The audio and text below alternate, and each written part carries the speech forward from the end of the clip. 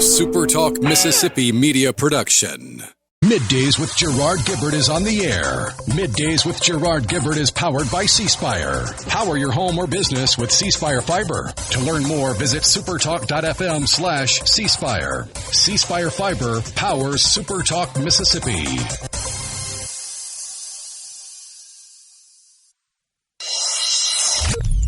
Get ready to go beyond the headlines and join a meaningful conversation with people from around the state. You're listening to MidDays with Gerard Gibert here on SuperTalk Mississippi.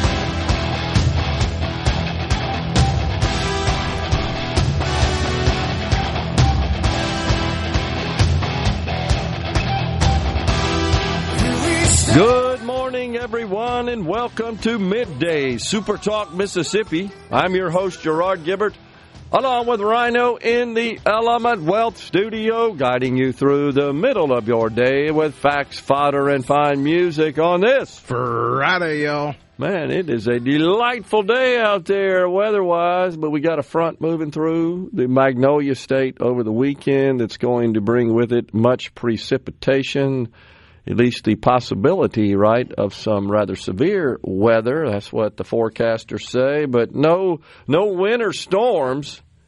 Doesn't look like that's in store. In fact, quite the opposite this time. We got the cool air moving in, clashing with the warm air, and that can cause the old thunderstorms to fire up.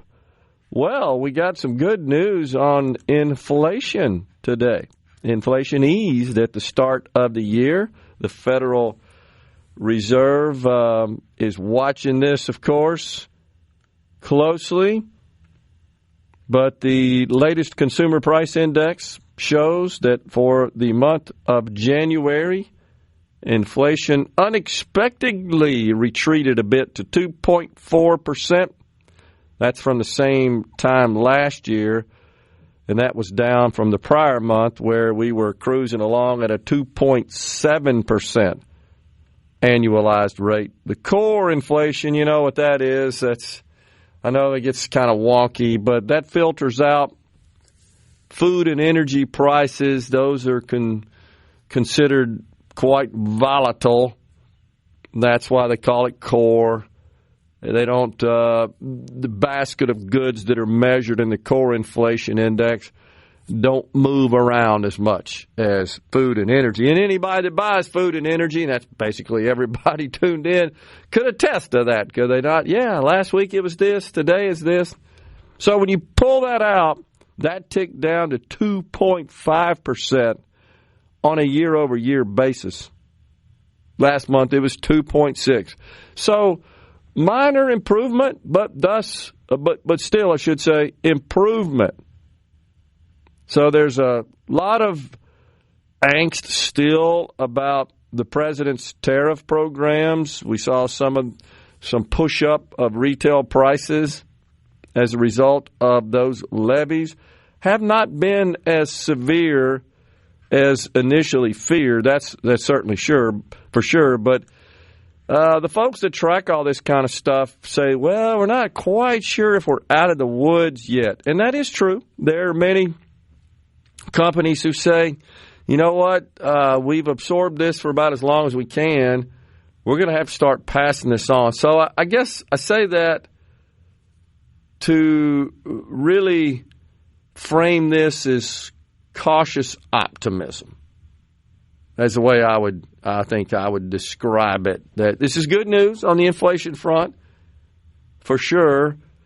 So your wages, you should see those going up, if for no other reason whatsoever. In fact, Mose yesterday, Rhino, he wrote us and said, yeah, it looks like that I'm getting a refund.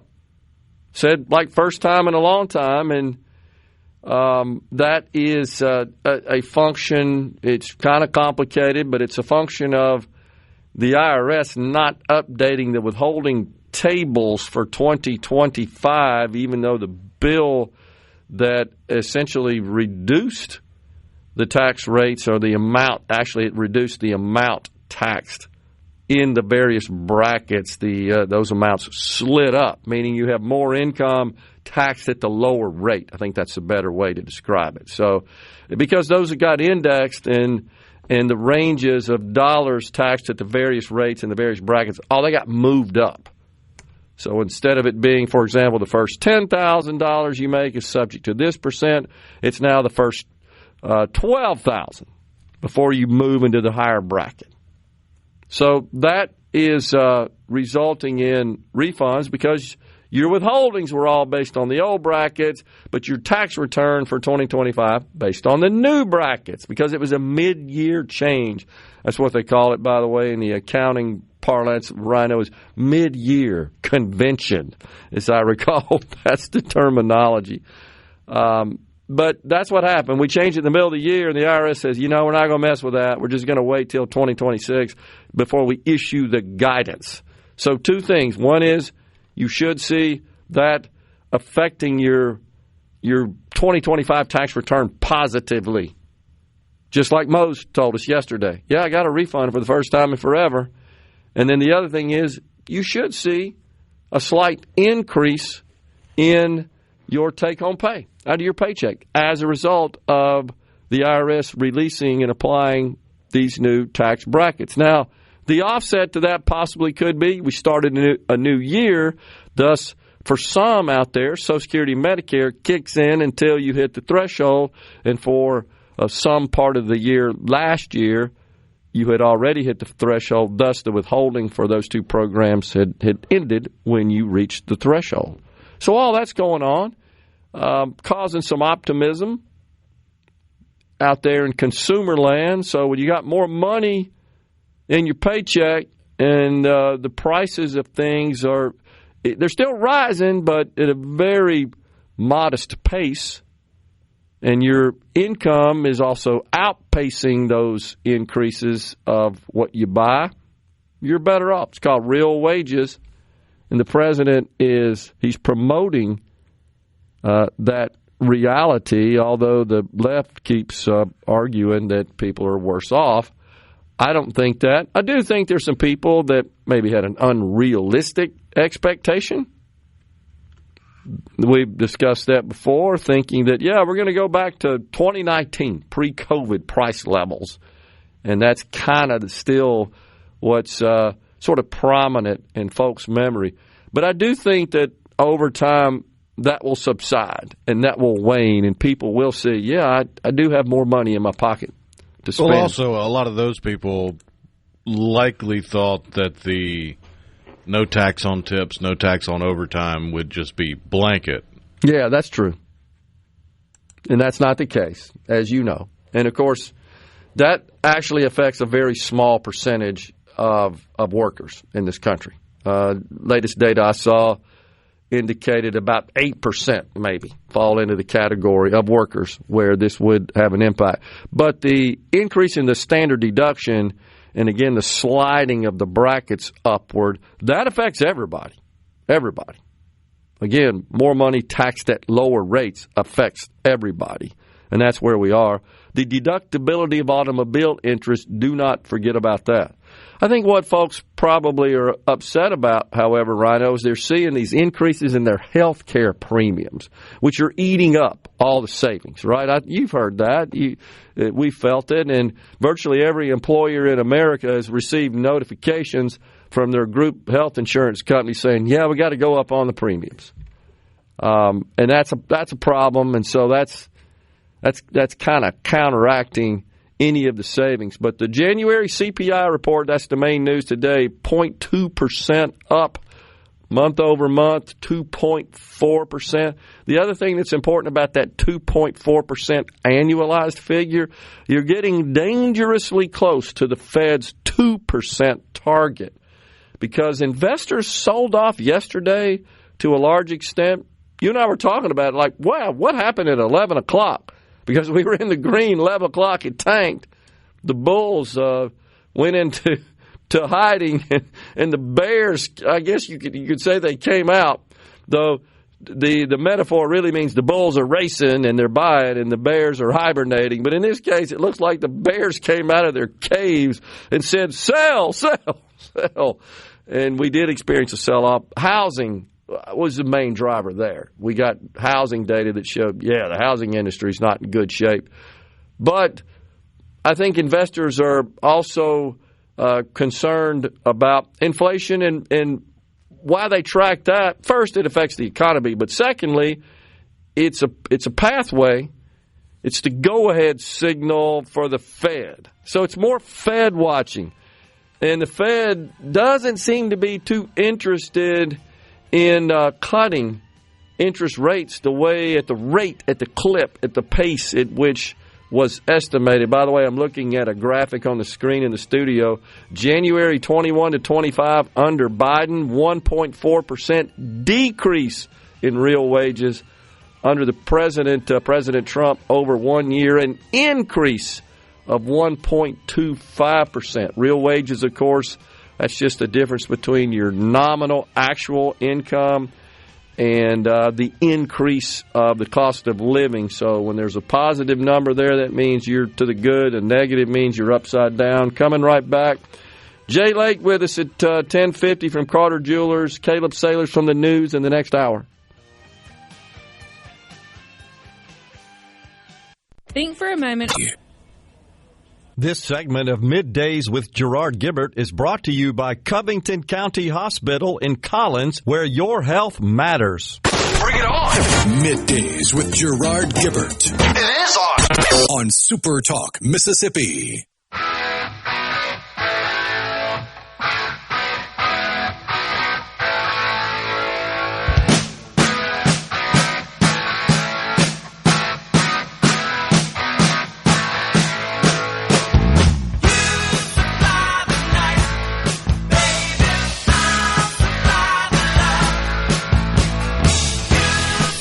Man, I hadn't heard that one in a while. That's the great Toto. I love that song.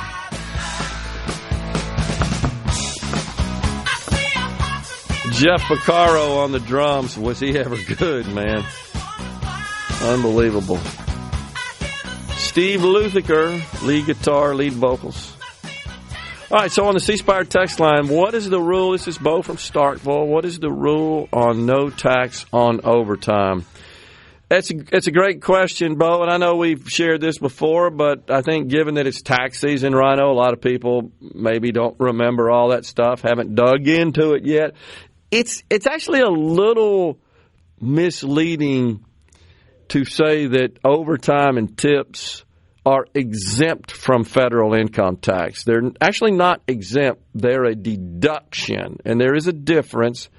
And all that really means is that the amount of money you earned as tip income or overtime income, and let me explain that with respect to overtime, it's only the premium portion of the overtime. It's not the full amount of the overtime. So if you typically make, hypothetically, $10 an hour, but when you work overtime, you get time and a half at $15 an hour, however many hours of overtime you worked times the $5 an hour premium is the amount which is deductible.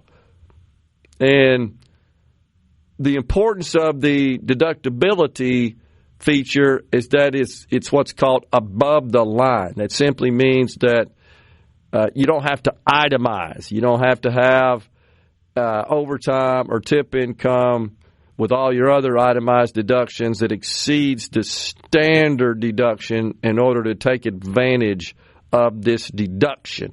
You can deduct it straight off the top of your gross income before you apply the standard deduction to determine your taxable income. So in the case of overtime, it's $12,500 a year for single filers, $25,000 for joint filers, and there are some limits on that. Your adjusted gross income for an individual cannot exceed $150,000, $300,000 joint. It starts phasing out after that, meaning the amount you can deduct is reduced if your income exceeds for a single person, a single filer, 150K, 300K filing joint.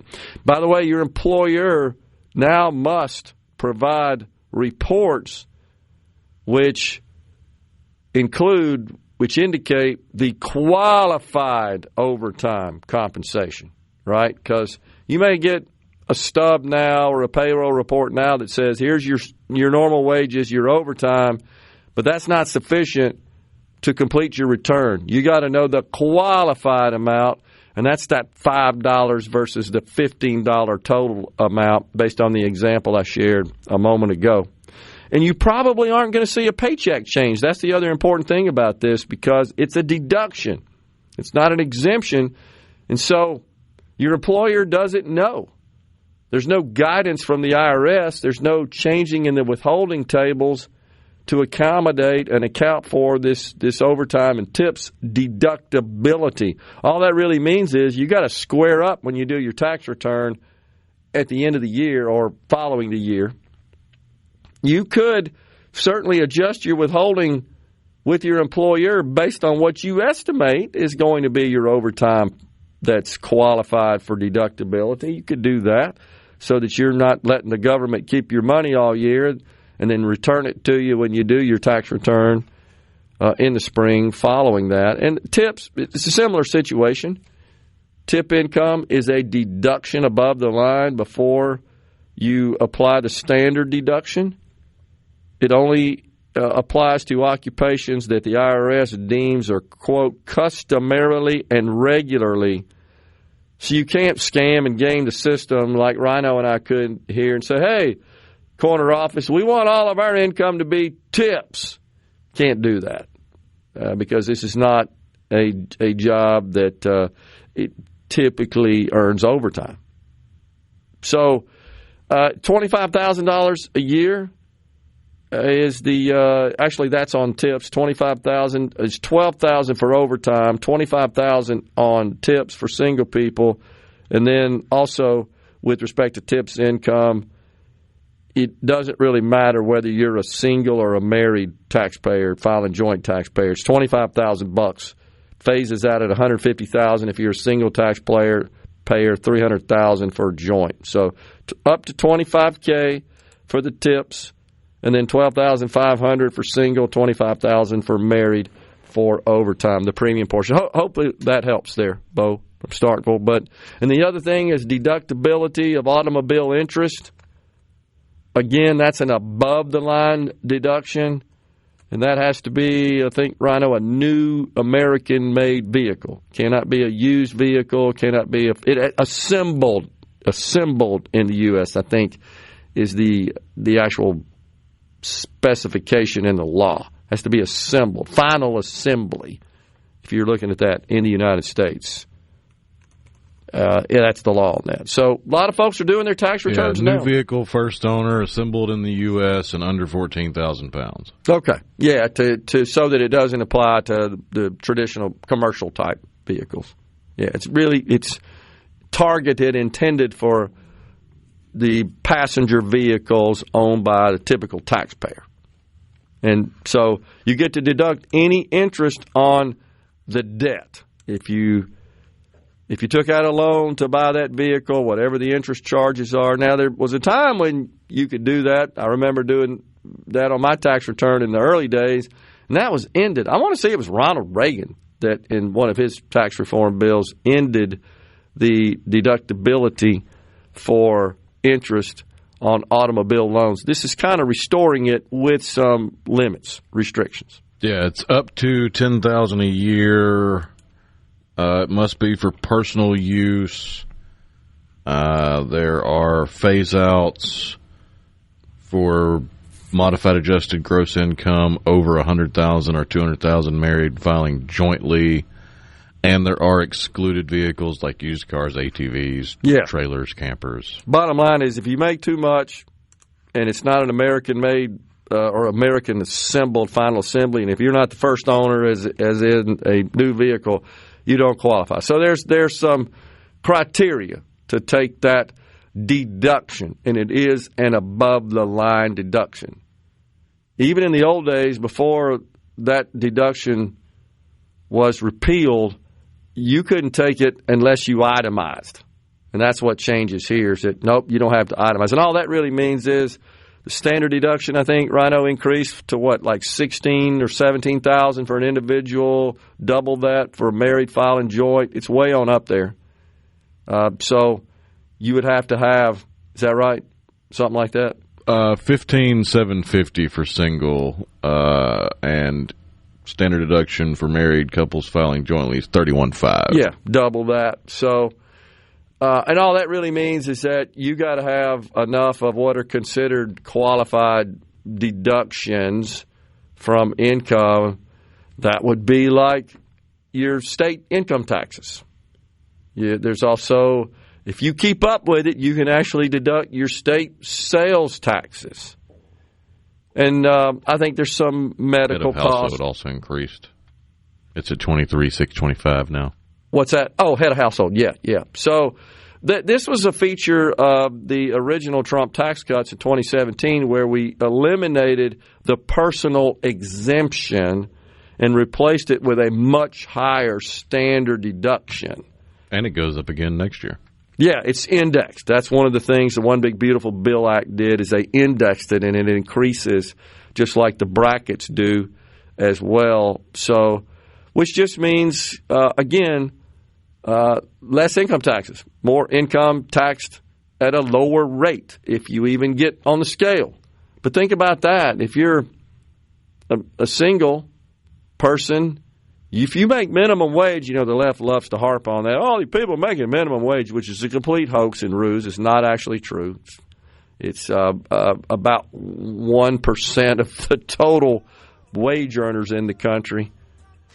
But if you earn minimum wage, you don't even tip the scale to pay federal income taxes, because if you're earning the federal minimum wage, that's less than the standard deduction.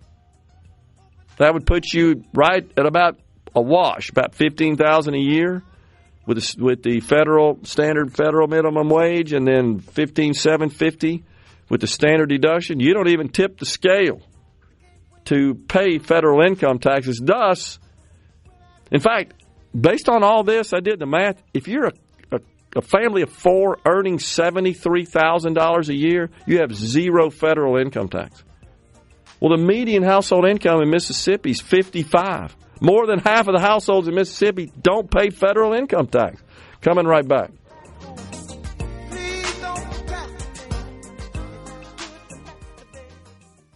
From the Seabrook.day, you're listening to Middays with Gerard here on SuperTalk Mississippi.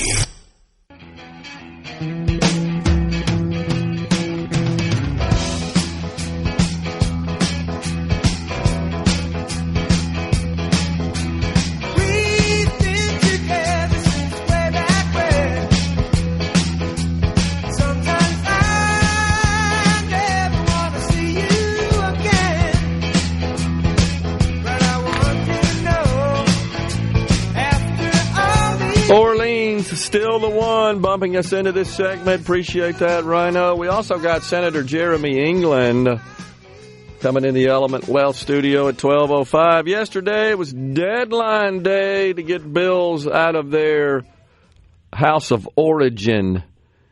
And off to the races we go there, right, Rhino? The old procession's really got to crank it into high gear. You better have a big cart, a big container to transport, or whatever means you've cooked up for this procession. It's actually a tractor pull because there's so many of them. It's just weighted down in the back there. Tractor pull. Oh, you're going to have to crank up Grok and get us an image of that one for sure. Man, oh man. They've been busy down there. Deadline day. I traveled to Walthall County last night. The Walthall County Republican women had their meeting, and traveled with Representative Steve Lott, my good friend, who was born and raised in Tylertown, Walthall County. Of course, he represents the George County area now, and he was their featured speaker. Did a fantastic job providing a summary of the action there in the legislature, with, of course, a focus on the House. of which he is a member. Good people down there. Really enjoyed it. Appreciate them having us. And, of course, always fun to meet people that we haven't met face-to-face, but tune into the show. And we're very complimentary of our work, and we are very appreciative to them for tuning in. So on the C Spire text line, someone said, to get the car interest deduction, y'all said it right after my bat. Oh, okay, right. I get it. This was a person that said and can't make over $100K. I didn't know what he was talking about, or she, we're not sure if the gender of this individual. We only have a phone number, but that's right. The deductibility of auto interest is only available to those whose modified adjusted gross income is less than $100,000. That's absolutely true. And after that, it starts to phase out. The $200,000, by the way, if you're married filing joint, that's typically the case. The only one that's a little odd is I think it's the overtime is a little bit interesting in that.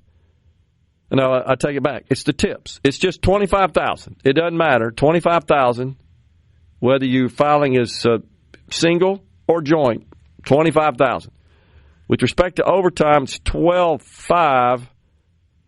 That's the deduction limit for an individual. $25,000 for married filing joint. And then in the case of automobile interest, the deduction limit is the same, whether you file individual, single, or joint, $10,000, but the income thresholds are different. $100,000 for single, $200,000 for married filing joint. And then the other thing, if this affects you, generally doesn't, Rhino, in Mississippi, because our property taxes, even though I know a lot of people complain about them, including me, they aren't that high relative to other areas of the country. But that was a big deal in that threshold was increased to $40,000. So if you have state and local taxes, essentially, that's the typical deduction category for those who itemize. They have an deductions expenses that qualify as itemized deductions in excess of the, what'd you say, $15,750 threshold for an individual, and then $31,500 for married.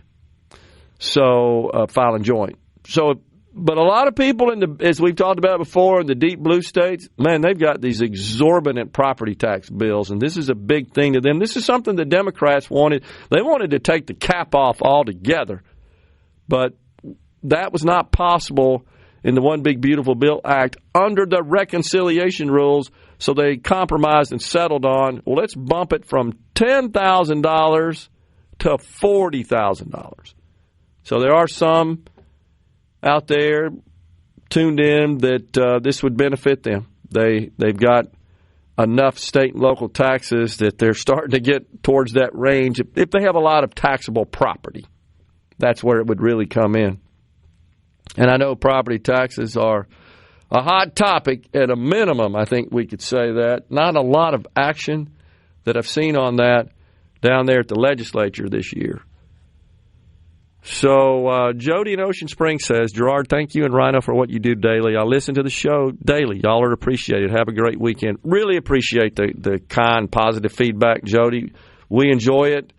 And I think I can speak for Rhino. We take great pride into sharing these sorts of facts that maybe help you out so that you don't have to mess with all the drudgery of researching all that. We are not a substitute for your tax professional.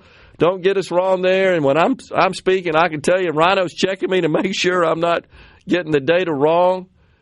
But hopefully that guides you a little bit in your personal finances when we're talking about taxes. Kind of one of my favorite subjects. But appreciate that. Ben from Madison, have you suggested the idea of town halls around the state, especially in areas that staunchly oppose school choice to the governor or speaker?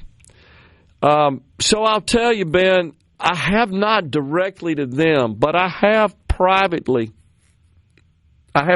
shared this to policy advocates, members of the legislature.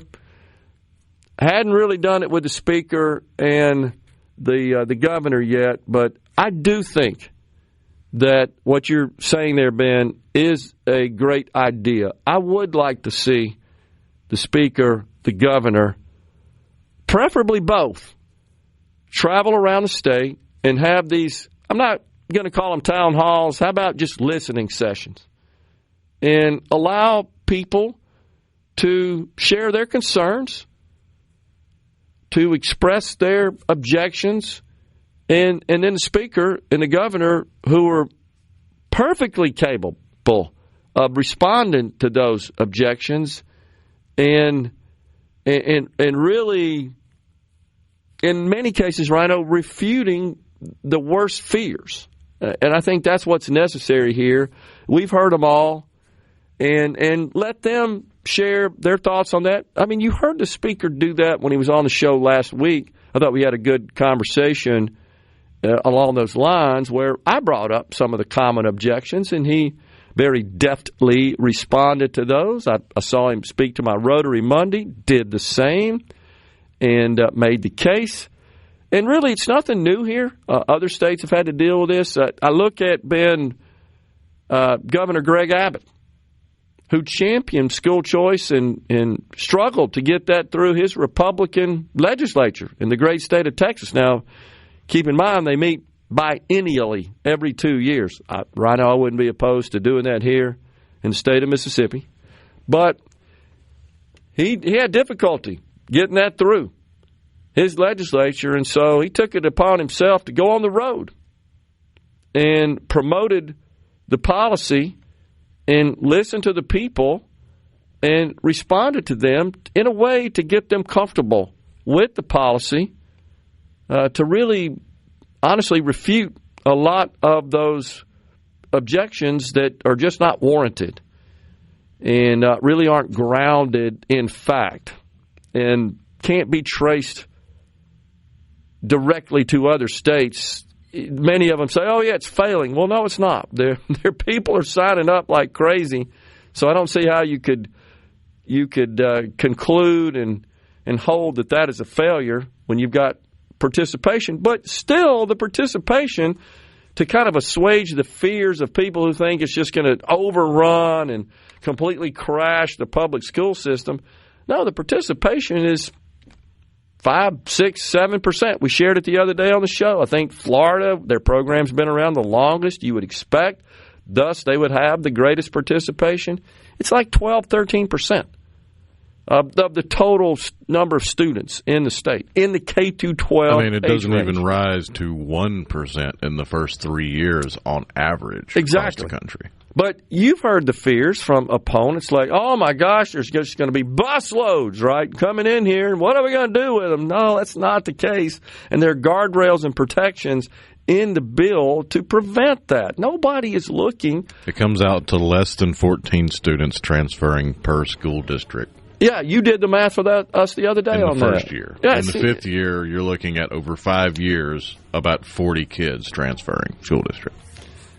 So it's hard to consider that that's just blowing up the public school system. It's hard to reach that conclusion. Yeah, and Ben also says when you got Senator England on, thank him for standing up for the citizens and their constitutional right to a working ballot initiative. Yeah, we're gonna talk about that. I sent him a note yesterday. I said, well, it looks like that's dead again, or that we're not going to get it this year. And his response, Rhino, nope. So you could tell he's a little frustrated by it as well, as are we. When we come back, it's Jay Lake, the owner of Carter Jewelers. Don't forget, it's Valentine's Day tomorrow.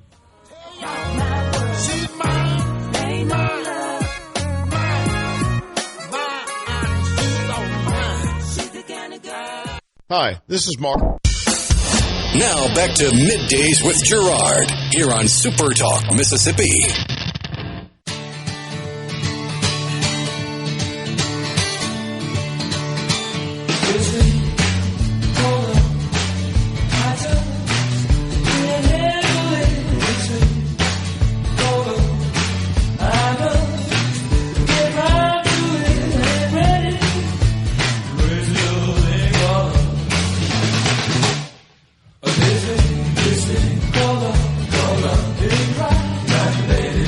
Welcome back, everyone. It's Middays from the Element Wealth Studio. We bring in now Jay Lake down at Carter Jewelers. He's the owner. What's going on, Jay? Hey, Gerard. Happy Valentine's Day. Absolutely. Happy Valentine's Day to y'all as well. Tell us what you're selling these days. Gerard, we got a huge Valentine's sale. Get an additional up to 30% off. 10, 15, 20, 30% off the sale price. And like just yesterday, this man was looking at this wedding band. We got it on sale for $8.99. He wanted it in yellow gold, but if I had to order it, it would cost him $3,000. So we still have them marked down at the old gold prices and the great deals, and you get additional 10 to 30% off on those, plus half a dozen free roses from Greenbrook Flowers. And we are here till 6 o'clock today, and then tomorrow 10 to 5, and then Sunday we're not open on Sunday. But Gerard, if you want to get pre-approved online, CarterDiamonds.com, CARTER Diamonds, DIAMONDS.com. You get pre-approved for lease to own. No credit needed on that. And we also have layaway, 12 months, interest-free layaways, and 10% down on that. But you don't get the roses on the layaway. We still will give you the discount, additional 10 to 30% off on the discount with the layaways. And if you got good credit, come in and you don't have to pay anything down. Just get it pre-approved, 18 months, interest-free financing. And that's a really good deal if you need an engagement ring or something higher value, tennis bracelet, something like that, larger diamonds. And it's been a great Valentine's Day, Gerard. What you getting your wife this year? Oh, me? I hadn't thought about it yet. Got plenty of time. You do. One more day. But yeah, and we have a full line jeweler here and watchmaker, so we can size your jewelry, fix it if it can be fixed, retip it, put your diamond back in, things like that. Get your watch working again, fix the crystal.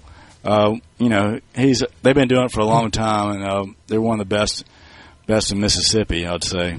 And we've been here since 1849, one of the oldest jewelry stores in the United States, and the oldest business in Jackson. Still downtown Jackson, 711 High Street, right next to the Capitol, right before State Street. So come down, see us, and we got hundreds of pieces for $100 or less, and that comes with the free roses, gift bag, and everything. So we got tons of cases. There are lots of options if you don't want to buy something less than $100. We got it for you. And what's popular this year? We tennis bracelets. I sold one yesterday, 5 carat, white gold. We're running low on the white gold, and but a lot of people like the yellow gold, and the diamond stud earrings are pretty good. We donated one the other day, and it sold for over $3,000 at one of the charity events. Wow! So those are real popular, and our engagement rings we have I would say the largest selection I've ever seen of engagement rings. A lot of them custom made, beautiful pieces, heavy duty. You can feel the difference of our quality of our engagement rings. And Valentine's is one of the bigger days to get engaged. Actually, it's second to Christmas. Christmas is the most popular. But kill two birds with one stone. Get them an engagement ring, diamond necklaces. You can't have too many necklaces. We have lots of necklaces, and the guys like the gold chains. Most of our gold chains have a lifetime warranty from the manufacturer. So if it wears down anywhere, you can send it back in. All you pay for is just shipping, and they'll replace it. They'll replace it for free for you, as long as same gold weight and everything. So it's a really good quality gold chains and bracelets and that sort. And we also have the trade-in. You can trade in your old pieces, any of your old scrap gold, worn out. We could buy it for cash, obviously we're going to give you a lot more for the trade-in. And even if you upgrade, we'll even double the value for an upgrade. I got you. So any of the old jewelry you don't like, old engagement rings, divorce or whatever, come in. We'll find something good for you. We'll take care of you. I'll take care of y'all. Awesome. My name's Jay, and 711 High Street. Phone number 601-354-3549. Come on in and see us. You get up to 30% off the sale prices and half a dozen free roses from Greenbrook Flowers, and they're just right up the road from here. All right, Jay. They're good deal over there. All right, man. We'll talk to you in about an hour. Jay Lake, owner Carter Jewelers, Valentine's Day tomorrow. Folks, we're taking a break for Fox News, Super Talk News. Coming right back.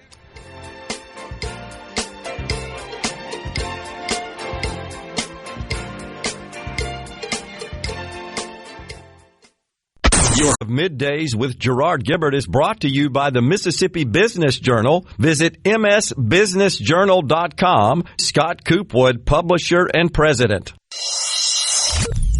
Get ready to go beyond the headlines and join a meaningful conversation with people from around the state.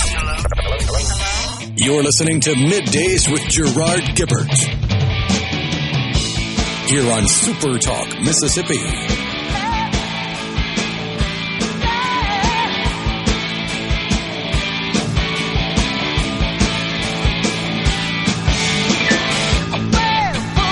Welcome back, everyone. It's Middays from the Element Wealth Studio on this Friday, y'all.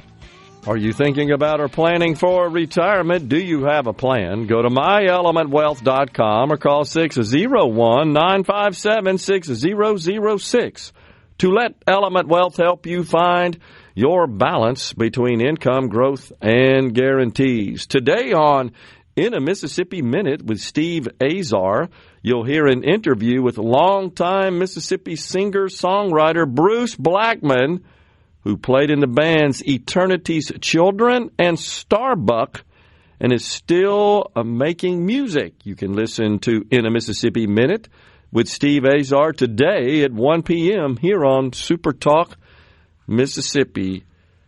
Starbuck, of course, their big hit, Moonlight Feels Right.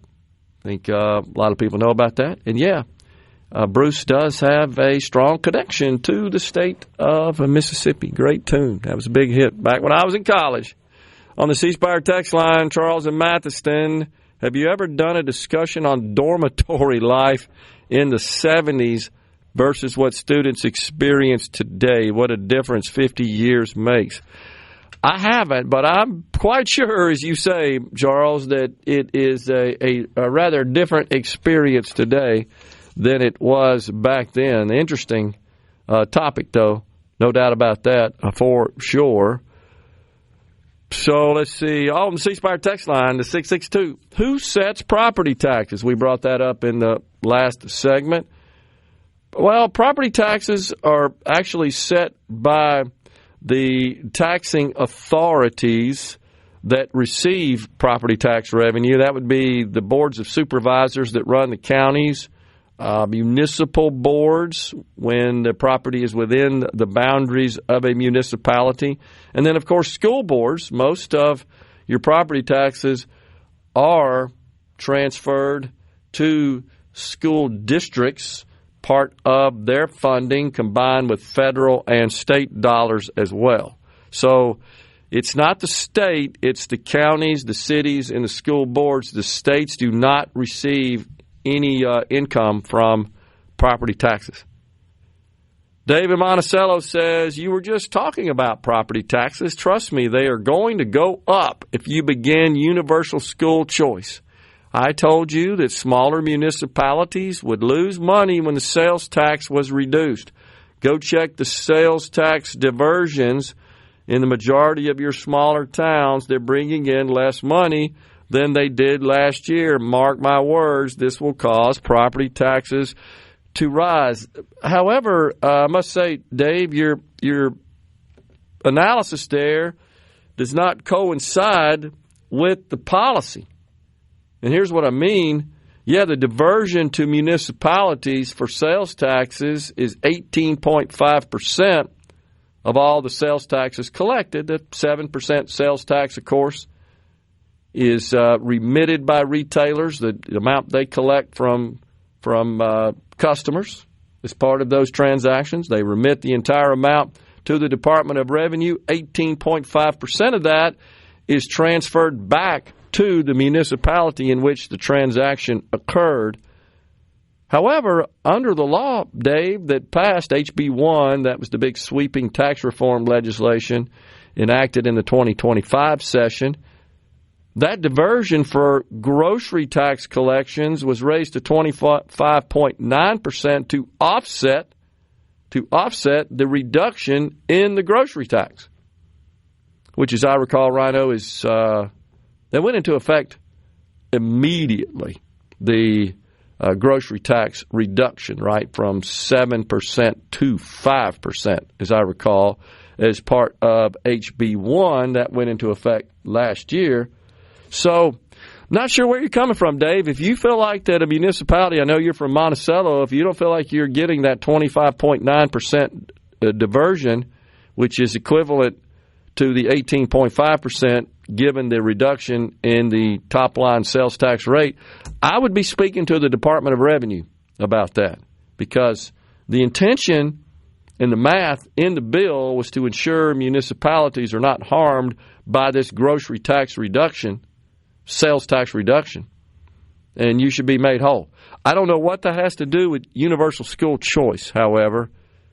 I'm not sure I'm following that, Dave, because all universal school choice would do is allow the state funding per student, which is allocated to every school district, to follow that child to the school of their setting, be that a private school, another public school, a much smaller amount, by the way, only $1,000 for a homeschool situation, charter school, which is already present law. So I'm not sure how that would affect the revenue to municipalities or school districts. I can't make that work. Now, if you're talking about the fact that students would exit some of these public schools, in which case they would receive less money for the state, but the school district feels like, well, even though we got less students to educate, our costs really haven't materially changed, but we're getting less money from the state. Therefore, we got to offset that by increasing the local portion of taxes that fund public education. I think I'd be looking at the expense side of the income statement to figure out where you've got some extraneous spending at the school district level that could be eliminated to offset, to counter that. And as Rhino has pointed out, we're talking about, at the end of the day, from an adoption rate perspective, a very small number of students that really shouldn't have much of an impact whatsoever. If your sales tax revenue, given the increased diversion on the sales tax levied on groceries, is actually less than it was before the grocery sales tax was reduced, I'd be curious as to know if the issue is that the sales of groceries subject to the sales tax, that revenue figure, the sales of groceries, is just down. I know I get the diversions, the reports in Madison County, because I sit on the Madison County Economic Development Authority board, and we get those like clockwork once a month for the cities in our county, the four main cities in our county. And we're not experiencing a decrease. In fact, it's quite the opposite. It's an increase in the diversions going to the cities. And that's not because there's been any change at the state level. It's because there's an increase in the sales, retail sales in those cities is what's driving that particular increase. So I'm a little curious about that. I can't really connect the dots on the universal school choice thing. Karen in Oxford says, Rhino, play us Mad World featuring Gary Jules or Everybody Knows by Leonard Cohen. There you go, on the all-hit request line. What are the guardrails and protections for the school districts? And this is back to the school choice issue. So the protections are that the target school still has discretion over the transfer of a student from their home school. If they choose to transfer from their home school to the target school, all this bill says, HB 2, which passed the House and, as you know, was very rapidly disposed of in the Senate, it just says that, hey, the home school can't veto. Right now, under current law, if a student wants to transfer from their assigned government school to a different government school, they have to receive permission from the home school district. They generally don't grant that permission. And so this just says the home school doesn't have any say in the matter anymore, but the receiving school does. They still have to approve the request for a transfer. They cannot discriminate. They can't cherry pick, but they also have to be reasonable. If they truly do have capacity limitations, they can reject the transfer because they just don't have room. That's pretty plain language, Rhino, in there. It basically says for good reason, including capacity restrictions. That's pretty straightforward.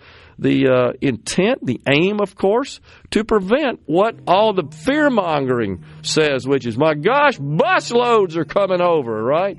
The entire adjacent district's going to shut down and enroll in ours. I mean, they really do go off the chart when they complain about this, and it's just not true. So hope that helped out. Those are the guardrails. Now, if a student wants to utilize their funds to attend a private school, yeah, that then is up to the private school. They have discretion over their admissions process just as they do right now. They don't have to take everybody just because they've got the Magnolia student account scholarship dollars. They don't have to accept them.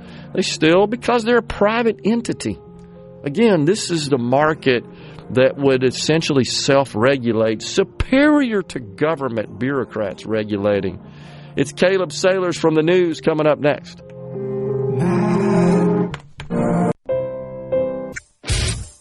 You're listening to Middays with Gerard Gibert, here on SuperTalk, Mississippi.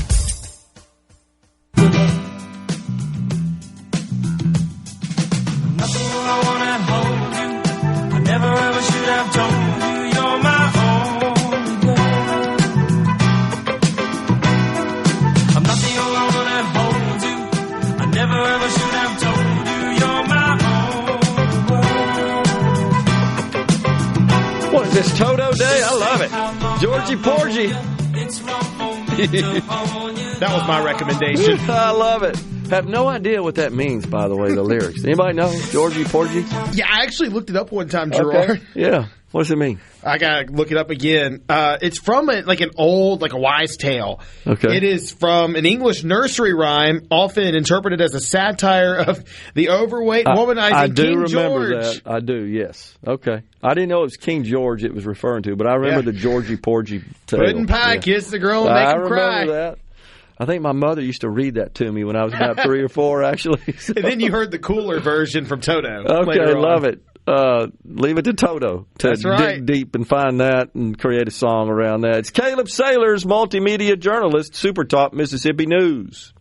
Yeah, I heard y'all talking about Toto earlier in the show, and I texted Rhino. I was like, hey, okay. I got a suggestion for it. I got you. Gerard, it's been a busy, busy week in Mississippi. I feel like, every time I blink, every time I breathe, every time I do anything, every time I try to take a bite to eat anything, something's happening. But the biggest story of this week, all eyes were on the small town of Pittsboro, Mississippi, in Calhoun County, where it may be a small town, but a huge, huge, huge, huge case played out in the Calhoun County Court. And that was, of course, getting Ole Miss quarterback Trinidad Chambliss eligible to compete this coming season, right? The 2026-27 season.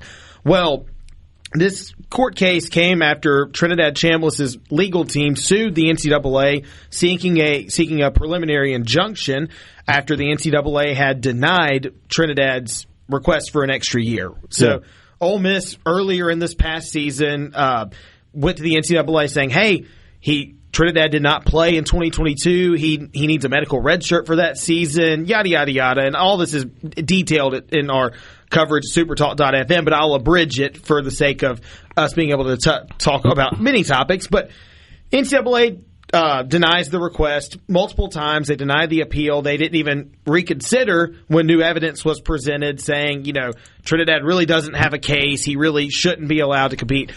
So the attorneys on Chambliss' side, William Liston, who founded the Grove Collective at Ole Miss, and then Tom Mars, who's great trial lawyer, probably the best in litigating against the NCAA. Their case was that the NCAA had failed Ole Miss as a member institution, not helping Trinidad through his process of trying to get approved, not exploring all avenues, not even considering over 91 pages of medical evidence that were submitted to the NCAA saying, hey, he struggled with chronic tonsillitis in 2022. He had trouble breathing. He lost a lot of weight. He really could not participate in football activities and couldn't play. So he should be given a medical red shirt and should be able to play this year. And Judge Whitwell, who oversaw the case, Judge Robert Whitwell from the 18th Chancery Court District in Mississippi, he took the Ole Miss or the Chambliss case into consideration, saying, yeah, you guys are right. The NCAA failed to uphold its duties, failed to enforce its rules correctly, and basically said the NCAA denied Trinidad based on semantics. I mean, that was his specific verbiage. They used semantics to deny him. And Judge Whitwell got a little emotional, got a little choked up when he was reading his verdict. Now, that verdict was an hour and a half long. Will East and I, our content director here at Super Talk, were sitting in one of our rooms in the back listening to the case, and we're like, all right. We're going to get to a stopping point at some point. But the reason that the verdict was so long was the judge was covering all of his bases in explaining why the NCAA failed Trinidad Chambliss, in his opinion, to make the appeals process a lot more difficult. And the NCAA, in its official statement after the ruling was made, kind of didn't specify whether or not it was going to appeal the decision, making me think that the NCAA is probably not going to appeal. But the NCAA also said, hey, we're looking at Congress to create uniform laws on eligibility so that way we can't get sued in state court over and over and over again.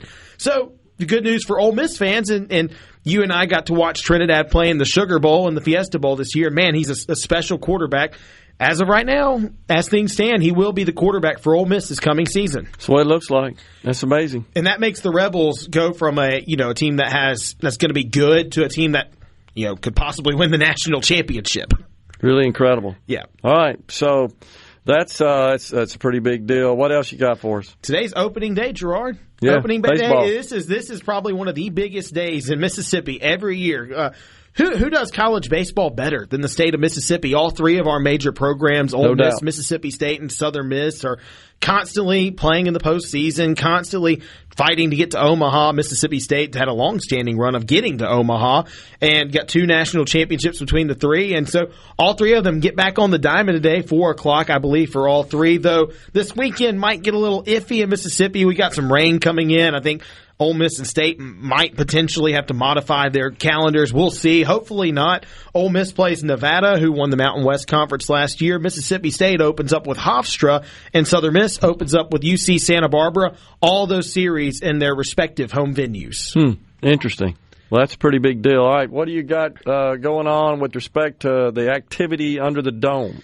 Oh, we've had a busy week this week with deadlines coming up, and I know Senator Jeremy England will expound on probably the ballot initiative measure that did not pass, that died on deadline this week. But we had some bills that passed. There was a couple related to our liquor laws in Mississippi. One that would allow the direct shipment of liquor to homes. Now, I won't get into the specifics and the nuances of the bill. It's similar to the wine bill that passed last year. Mississippi and can now get, if you're 21 and older, of course, can get wine directly shipped to your house. That was passed last year, and the state legislature is like, well, why just confine it to wine? Why not go to liquor as well? If we're going to do this, let's just do it. And we can collect the tax revenue from this.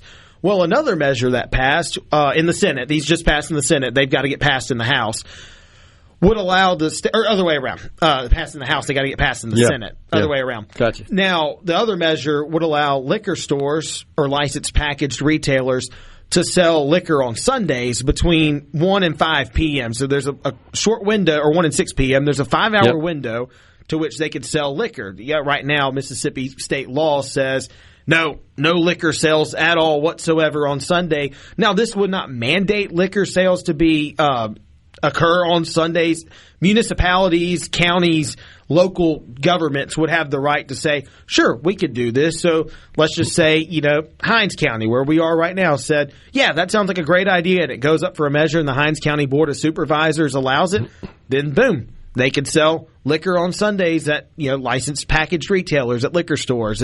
But if a county of another county, let's just say a Rankin or a Madison County or another Warren County, whatever, says no, I don't think that's great for our county, then they could say no, and then that'll consider. It's an option. Yeah, it's an option, so it's not mandated across the board. Okay. We had another bill that passed this week related to this is a controversial topic to some, prayer in school. So this does not say, hey, you have to hold a prayer during class, and the teacher has to. No. This measure, and State Representative Jansen Owen explained it very well on the House floor, saying, look, schools have to create a time, whether it's before class, after school, it can't be during instructional time, giving students of all faiths, whatever, a place and an opportunity to pray and read religious texts. And I was in FCA in high school. I was the president of our chapter at Ridgeland High School, and we had prayer at the pole. We'd gather around the flagpole before school on Wednesdays, and we had our FCA meetings on Fridays, but we kind of had to go through some hoops to make sure we were able to do those things. Now, the school was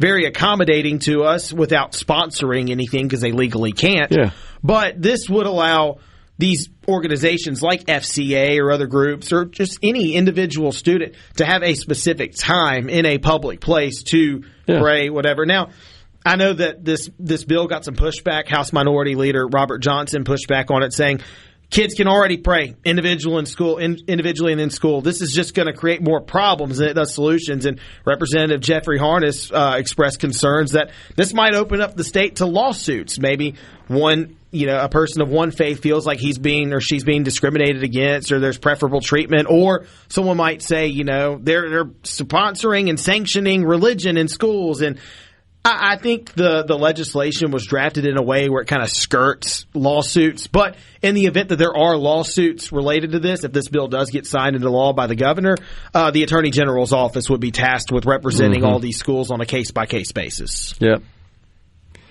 Well, that's interesting. So we'll see where that goes. So that's kind of the alcohol bills. Yeah. We got Senator Jeremy England coming in, of course, and he had drafted a ballot initiative restoration bill, but that looks like that's not going anywhere. Yeah, it died on deadline, and Senator Joel Carter and Senator Angela Burks Hill both expressed concerns of possible, left-wing billionaires flooding the state with a lot of cash and incentivizing citizens to, put their signature on a petition to put these measures, up for a state vote and influencing the vote that way. So he'll, I know State Senator England will explain that better than I did, but that's kind of the gist of it. And we also had a bill, Gerard, that would allow, and this passed in both the House and Senate, that would allow the states to recover gambling earnings from those who are delinquent on child support payments. So that's we have with the lottery. Right, with the lottery. But now, if you go and gamble on on slots or mobile sports betting, you can have those earnings intercepted if you owe child support. So that's passed the Senate, right? Passed both. It did pass both. Okay. It's pretty reasonable. Thanks, Caleb. Appreciate you coming in. Thanks, Gerard. Coming right back.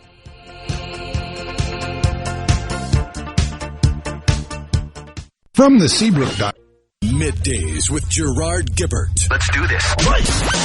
On SuperTalk Mississippi. Let's go. The lifters up where we belong, where the eagles cry on a mountain high. The lifters up where we belong, far from the world below. Welcome back, everyone. It is Middays from the Element Wealth Studio. Thanks so much for joining us today on the C Spire text line. Guys, you are clouding issues with facts. Facts have nothing to do with these issues. Yeah, that's what we do around here. Try to just break it all down and eliminate all the noise and all the hyperbole. the problem is, and I know, Rhino, you're shocked at this, that sometimes there are politicians out there that will take advantage of the fact that people will not double-check, cross-check, and verify, just accept it as gospel. I heard it from the politician, right? Senator, representative, president, it doesn't matter, whatever it is. It's got to be the absolute truth. And what we do here is try to cross-check some of that stuff and shine the light on the truth. And I'm not being disrespectful here to the Republicans. I do think it's a big deal. I'm talking about what we talked about in the last hour, the tax reforms concerning tips, overtime, automobile interest. That Social Security, that's the other big. When you hear, okay, I forgot to even address that. When you hear no tax on tips, no tax on Social Security, no tax on overtime. Not exactly true. The tips, overtime are deductions. May or may not be subject to tax. Just depends on if you meet all the criteria and the thresholds. But they're not exemptions, which is why you're not seeing that reflected in your paycheck. Social Security, there really were no changes to the taxability in the tax provisions concerning Social Security income. What changed was that the standard deduction for seniors who meet the income eligibility was increased by $6,000. Now, it is true that while today only about 40% of those who receive Social Security pay income taxes under current law on their Social Security income, this would boost that to about 80%. That's absolutely true. But there's some 20% of us, including me, that still have to pay taxes on my Social Security income because I don't meet the eligibility threshold. And that's fine. And by the way, we should also point out, don't get too comfortable with this because it's all temporary. That's because of the reconciliation rules. And in an effort to stay within the likes of the parliamentarian over there in the Senate, that would be a she, by the way, last year. I don't know who it is now in 2025, but Madam Parliamentarian has to run these bills that are offered under the reconciliation rules through what's called the Byrd bath, that named after the old Senator Byrd. It's still Elizabeth McDonough. Still there. Okay. She's still in charge. Right. Madam Parliamentarian, Ms. McDonough, still in charge. Still since 2012. Wow.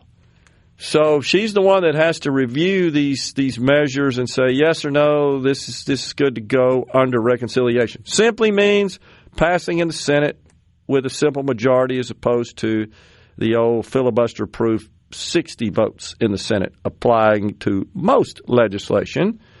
But these provisions, just to be clear, the tax treatment of the premium portion of overtime, tip income, automobile interest, and the increased standard deduction on for seniors, I should say, which makes many seniors who receive Social Security income exempt from income tax, federal income tax, on Social Security income.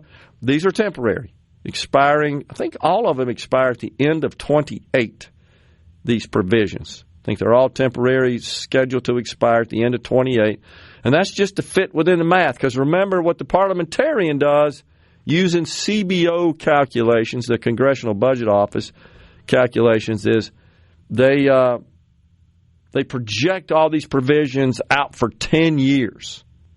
So it's the spending that's changed, the tax revenue provisions that change that portion, the income part of the federal government's income statement, and they net all that out over 10 years to determine if it is meets the standards and the criteria to pass under the simple majority reconciliation rules. That's why this is temporary. It's why the original Trump tax cuts, the 2017 bill that passed, the Tax Cuts and Jobs Act, why the legislature, the Congress had to act last year and extend those to make those permanent because they too were temporary to fit within the recon rules. So that's what we're dealing with right now.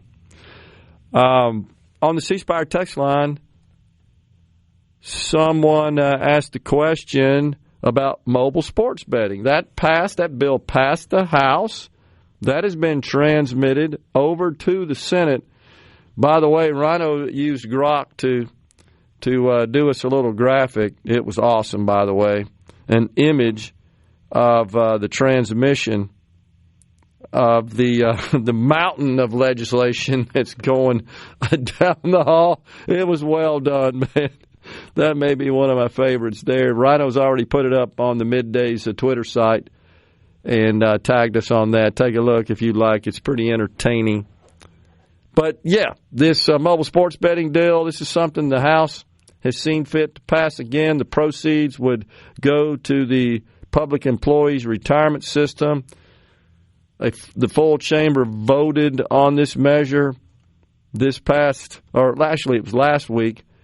And let's see, I'm just looking at any provisions here that I haven't talked about. Yep, House Gaming Chair Casey Urey from Soche made it through his committee, went to the full chamber.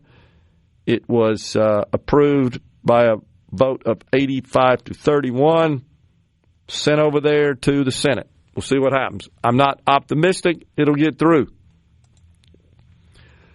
How are they able to make the corporate tax cuts permanent but not the individual? Parliamentary issue. Great question. Comes up all the time. Talking about the original Tax Cuts and Jobs Act from 2017. Yeah, it's math.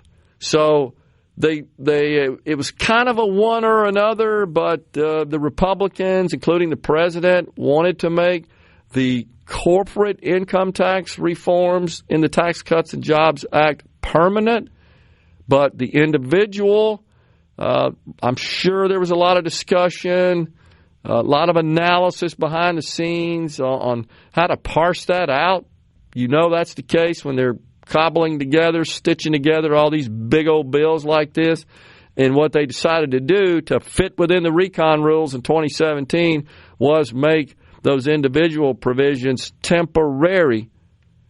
And my feeling is that, Rhino, and I'm speculating here, the Republicans thought we'd have a better chance of getting Democrats on board with extending the individual provisions when they expire than the corporate, because they hate businesses, they hate corporations, and they really would prefer that the government run the economy and eliminate profit. That's their goal. So, well, you also got to look at just the sheer number, like income tax revenue to the federal government is $2-3 trillion. Yeah, $2.5 trillion compared to what 500 billion. Yeah, what 500, 600. It's been consistently as a percentage of total revenue. Those figures have been consistent. In this case, you've got the total revenue that corporate income taxes represent 8 to 10% consistently, no matter what the hell the tax rates are. That's the fallacy in the Democrat argument, of course. Oh, we just need to raise the corporate income tax rates. No, you don't get any more money because they don't make any more. What you do is you disincentivize productivity. And the point I'm making is if you're making changes to either of those, the changes in income tax are going to be dealing with larger numbers, so under reconciliation, they're more limited. Yeah, that's exactly right. Agree. So that's all part of the behind closed doors discussions and analysis is to determine which way to go, and that's just all a function of the reconciliation rules and making sure you can meet the parliamentarians' standards as she, in this case, filters the measure through the old bird bath. Senator Robert Byrd from West Virginia, I always get confused. I think it's West Virginia, not Virginia, right? From which he hailed the Democrat. What are the chances on the C Spire text line, says Johnny in West Point, of the Senate passing the liquor delivery bill that came over from the House? I actually think that's pretty good, Rhino. I don't know. It's just an opinion. I think direct shipment of liquor, and I'm saying that because they saw fit to approve the direct shipment of wine. I think maybe they're getting a little more comfortable with the concept. And then the same thing with the 1 o'clock to 6 o'clock sales window for alcohol on Sundays. I feel like that'll probably go through. Let's see. Mo says, with these players seeking their 5th, 6th, and even 7th season nationwide, can we just go ahead and call it minor league football? The teams just happen to be associated with colleges. I got to tell you, Mose, I've been predicting that for about 15 years. It's going to be totally privatized. Coming right back. Stay with us. Poly up a miss. Are we going to do this? Middays with Gerard Gibert. Keep rolling. 3, 2, 1. On SuperTalk Mississippi.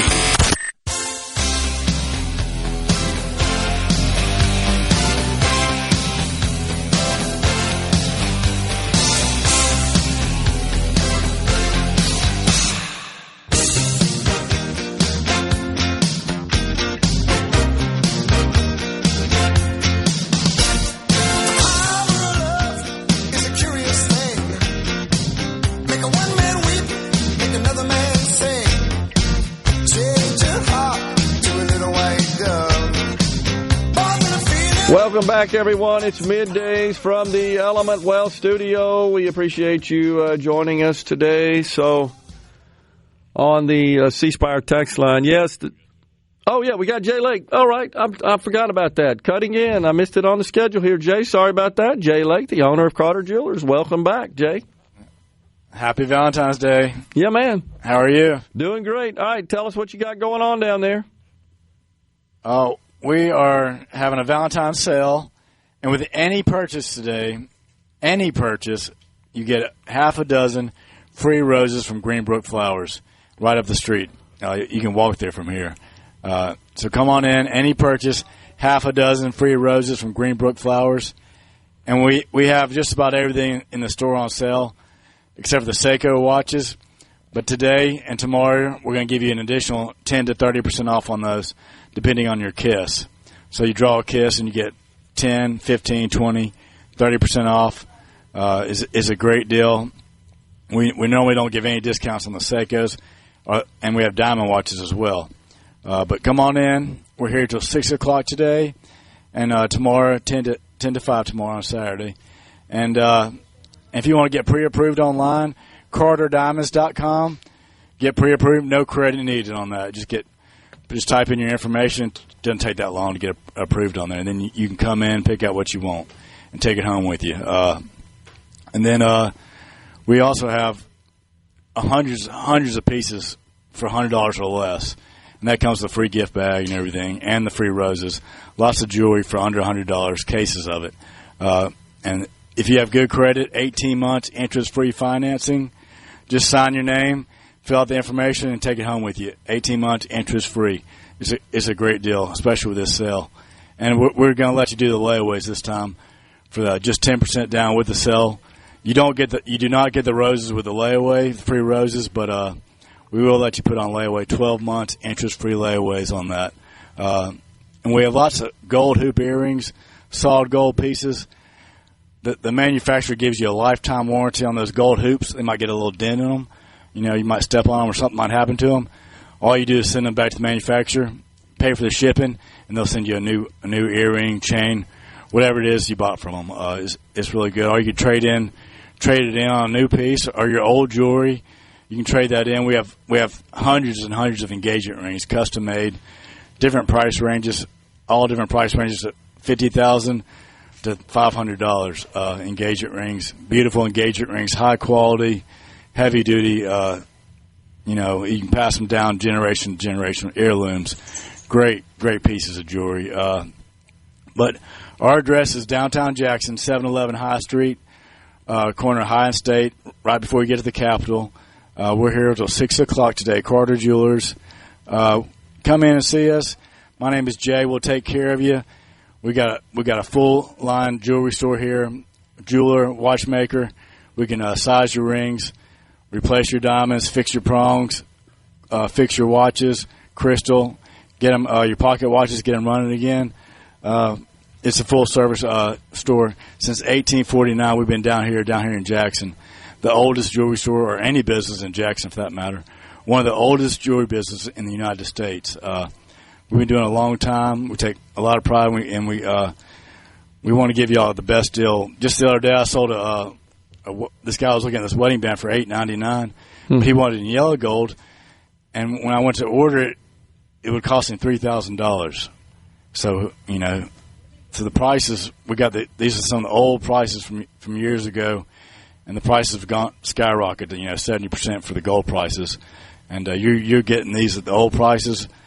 A lot of these pieces, and additional 10 to 30% off. So you can't beat those deals. And Valentine's is tomorrow. I promise you that your wife or girlfriend, they're going to love jewelry from Carter Jewelers. Just mention it. You can tell when their eyes light up that they're going to really appreciate that.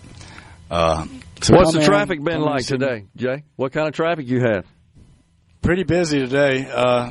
One of the busier days for Valentine's. So we still have a lot of pieces here, a lot of jewelry left, and let's see what else we got.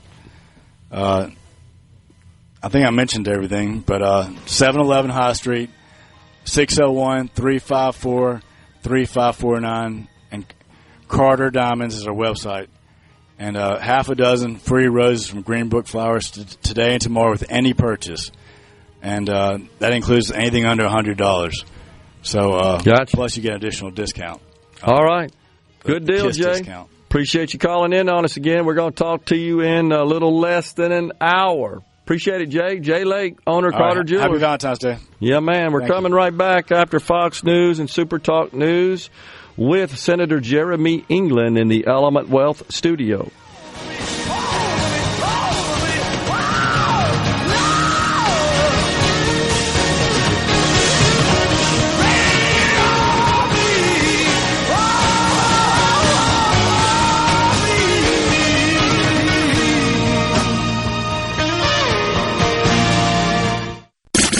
And now, another hour of the talk that keeps Mississippi talking.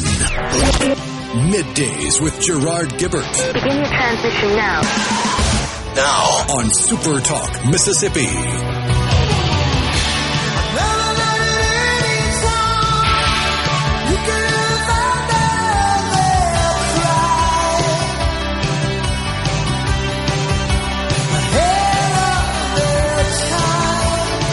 Welcome back, everyone. It's the Middays from the Element Wealth Studio. It's the afternoon portion of the program on this Friday, y'all. It's our great pleasure to welcome now Jeremy England. He's a Mississippi State Senator who represents District 51, serves as chair of the Elections Committee, vice chair, Ports and Marine Sources Committee from the great Jackson County. That's right. Yeah. Thanks for having me, Gerard. Yeah, man. Senator Jeremy England. So you guys have been busy. Another deadline day passed yesterday. That's right.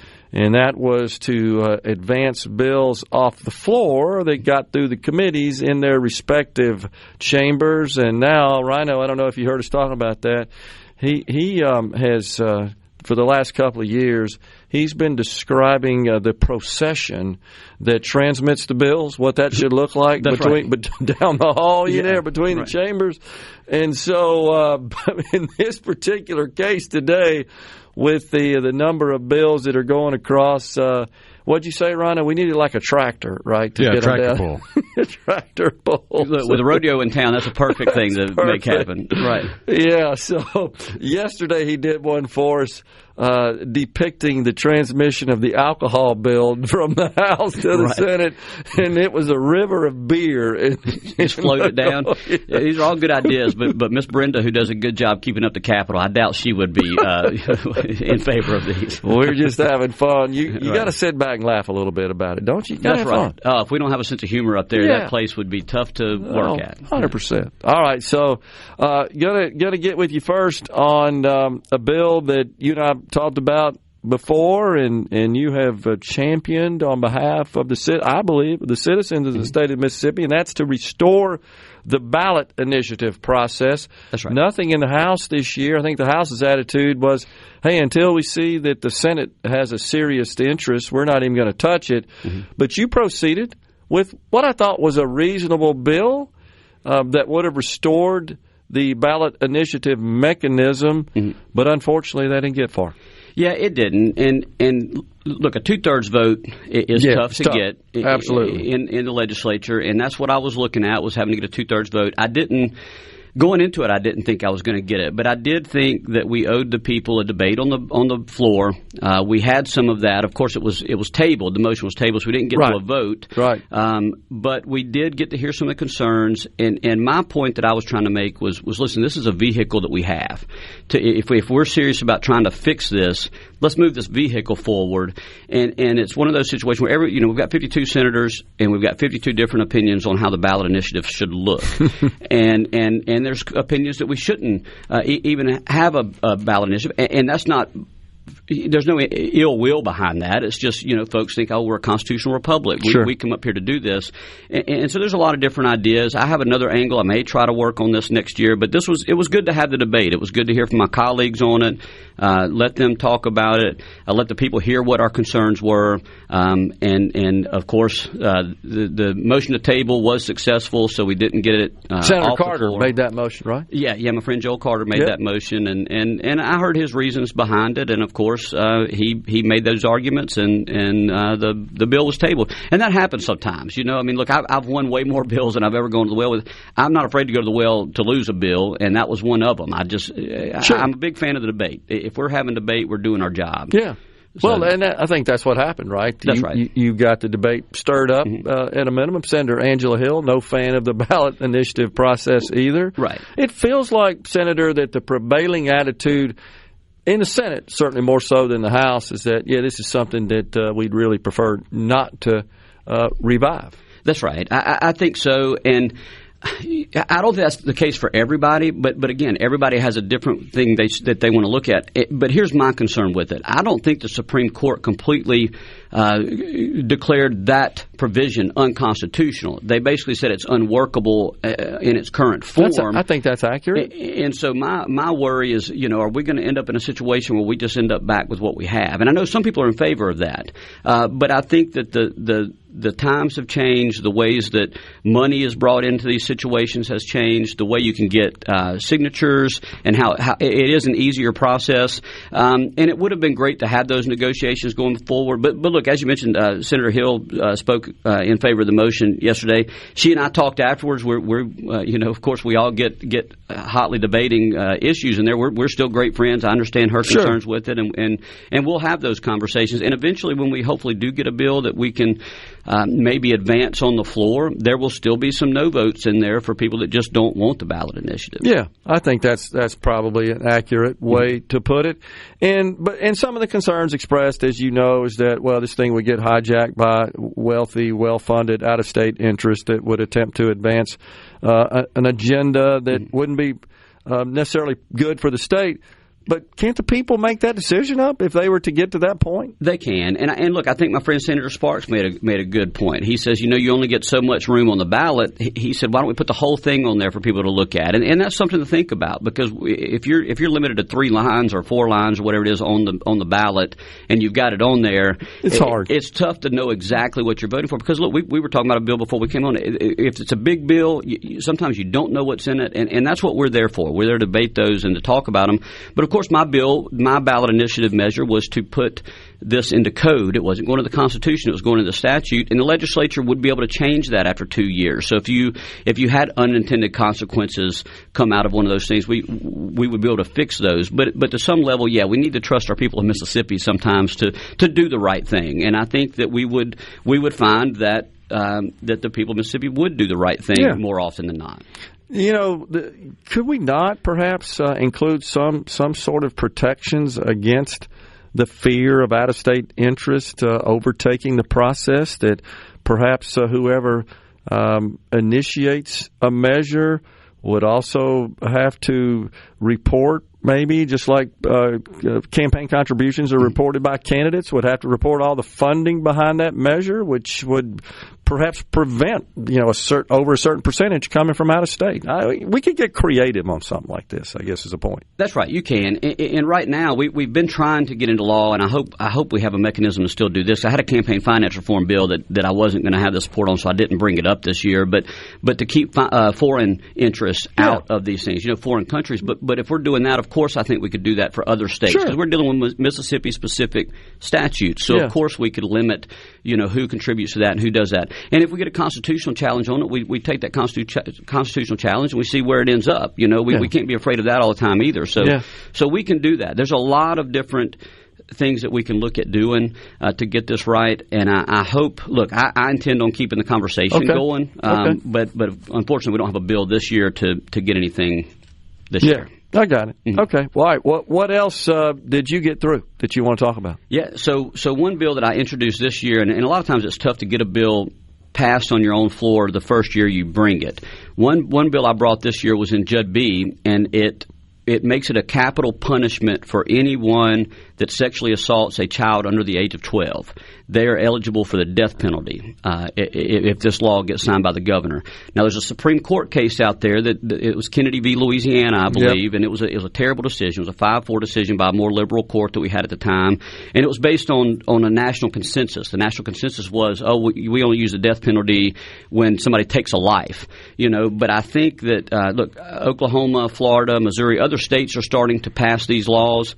Louisiana still has one. I think we can. I'm glad Mississippi, at least in the Senate, and I hope the House does the same. We can say, look, we want these people to be eligible for the death penalty. That's a heinous crime. That's not something we're going to stand for, and get that through. I was excited that one got through. Had a few more elections bills that I was happy to get through this time. One being the SAVE or the SHIELD Act, which deals with the SAVE Act in the federal system, not the one they're currently, the SAFE system where they can check. Yeah, I wish they wouldn't use the same acronym. That's right. So what this is going to do is it's going to require the Secretary of State to run our entire SIM system through that system to make sure that our active registered voters in Mississippi are United States citizens. Yeah. It's an easy process. It's a free process now. So we've got that going. And I think my friend Noah Sanford from the House, that's Elections Chairman there, I think he's got a similar bill coming our way. So what will happen now that we've gotten to this point, we've gotten past our deadline, I'll end up having a meeting with Representative Sanford. We'll decide what we've got, what we're looking at, what our priorities are, and how we can move forward and work together. Because I'll tell you, one of the toughest jobs, and look, everybody's got a tough job, but being elections chairman is a tough job. You're going to hear from your friends on the right and your friends on the left. Anything you try to do anything, and you don't have anybody really pushing it. These are just ideas that we're trying to make our system better. So it gets tough, and I'm glad I have a good working relationship with Noah. So the current process, just to remind the folks, is that when someone registers to vote, they simply attest, right, on a document that says I'm a citizen. Pretty much ends there. Well, DPS checks it, and then if somebody checks they aren't a citizen, they have to run it. But of course, right. That's right. They'd have to run it, but it's not real strong. I would say the protections are. This will definitely make it stronger. Yeah, I'd like to see that improved, honestly, to allow down at the local level them to bump that database against the SAVE, the federal database, which indicates citizenship status. Absolutely. As many times as they want. I mean, why do we got to limit it? Yeah, let's coming right back, Senator Jeremy England. We'll keep talking.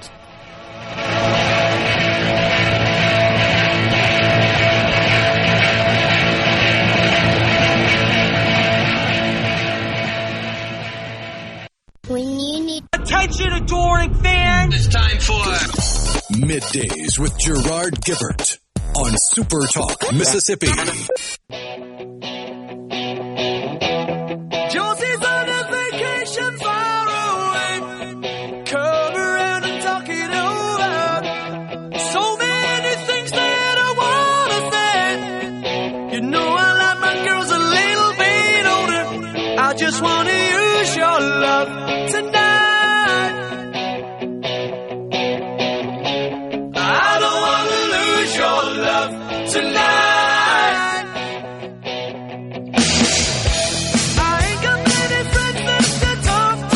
Back with you in the Element Wealth studio with Senator Jeremy England, and we had a question sent in by Laura from Flora. What about Senate Bill 2027? It's a parental custody bill. That actually did pass, Laura. That passed the Senate. That's been transmitted to the House. So passed on, looks like engrossed on 212.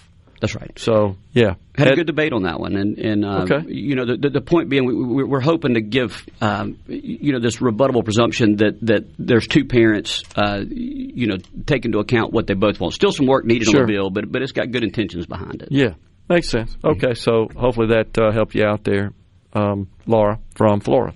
So, Senator England, we were talking a bit about elections, and you were going through some of the measures you had there, and you and I were talking offline about just requiring the voter rolls to be at least analyzed more frequently, and to determine if we have illegals on our rolls and to remove them. Of course, the only reference point we have for that is federal data, and I'm not convinced it's 100% accurate because this is very difficult information to obtain, capture, and maintain. It is. And look, it's the best we got. And we had some great debate on that bill. My point was, this doesn't happen often, and I want people to understand that we're not seeing a lot of people that shouldn't be voting. Not in our state. Not in our state. Secretary of State Watson's done a great job there. Lieutenant Governor Delbert Hoseman-Fuller. We've had good Secretary of States. Back to Eric Clark. Everybody's done their part. That's a big part of the role. But my take on this as elections chairman in the Senate is if we even have one instance happen and it gets published in the media, people lose their confidence in our entire election system. So if we're putting these safeguards in and we're preventing that from happening even one time, we're adding confidence to the voter because we want to see voter turnout increase. We want people to understand your vote counts and it's a fair vote. And right. So that's my take on it. There were some differing opinions on that said, oh, well, you might lose some actual voters. What do you do about them? And there's a give and take there. So there's no doubt that Americans, especially conservative and Republicans, have been highly focused on immigration and the problems associated with the wide open borders that we experienced during the Biden administration, President Trump. Trying to clean that up. I would argue maybe his greatest accomplishment to date is that I don't come in this studio every day and see images on the television of these just mass caravans of people waiting at the border that are coming across. So right. I would say, and so several bills related to that, right? Mm-hmm. That's right. In both houses related to immigration, making illegal entry into the country a state crime, right? Mm-hmm. Which, what does that do? That kind of bolsters local and state law enforcement's authority. That's right. It gives them the authority to make the arrest, and I think President Trump has done a great job at doing the first thing that needed to be done, which was securing the border closed, and stopping these illegal entries from happening. And now you go start finding the more violent criminals and get them deported and get them out. And he's doing a great job at it. Now, what we're running into is law enforcement that can assist with that. And I know there's been a lot of statewide officials in this state that have said, hey, we want to help with that. We want to do that.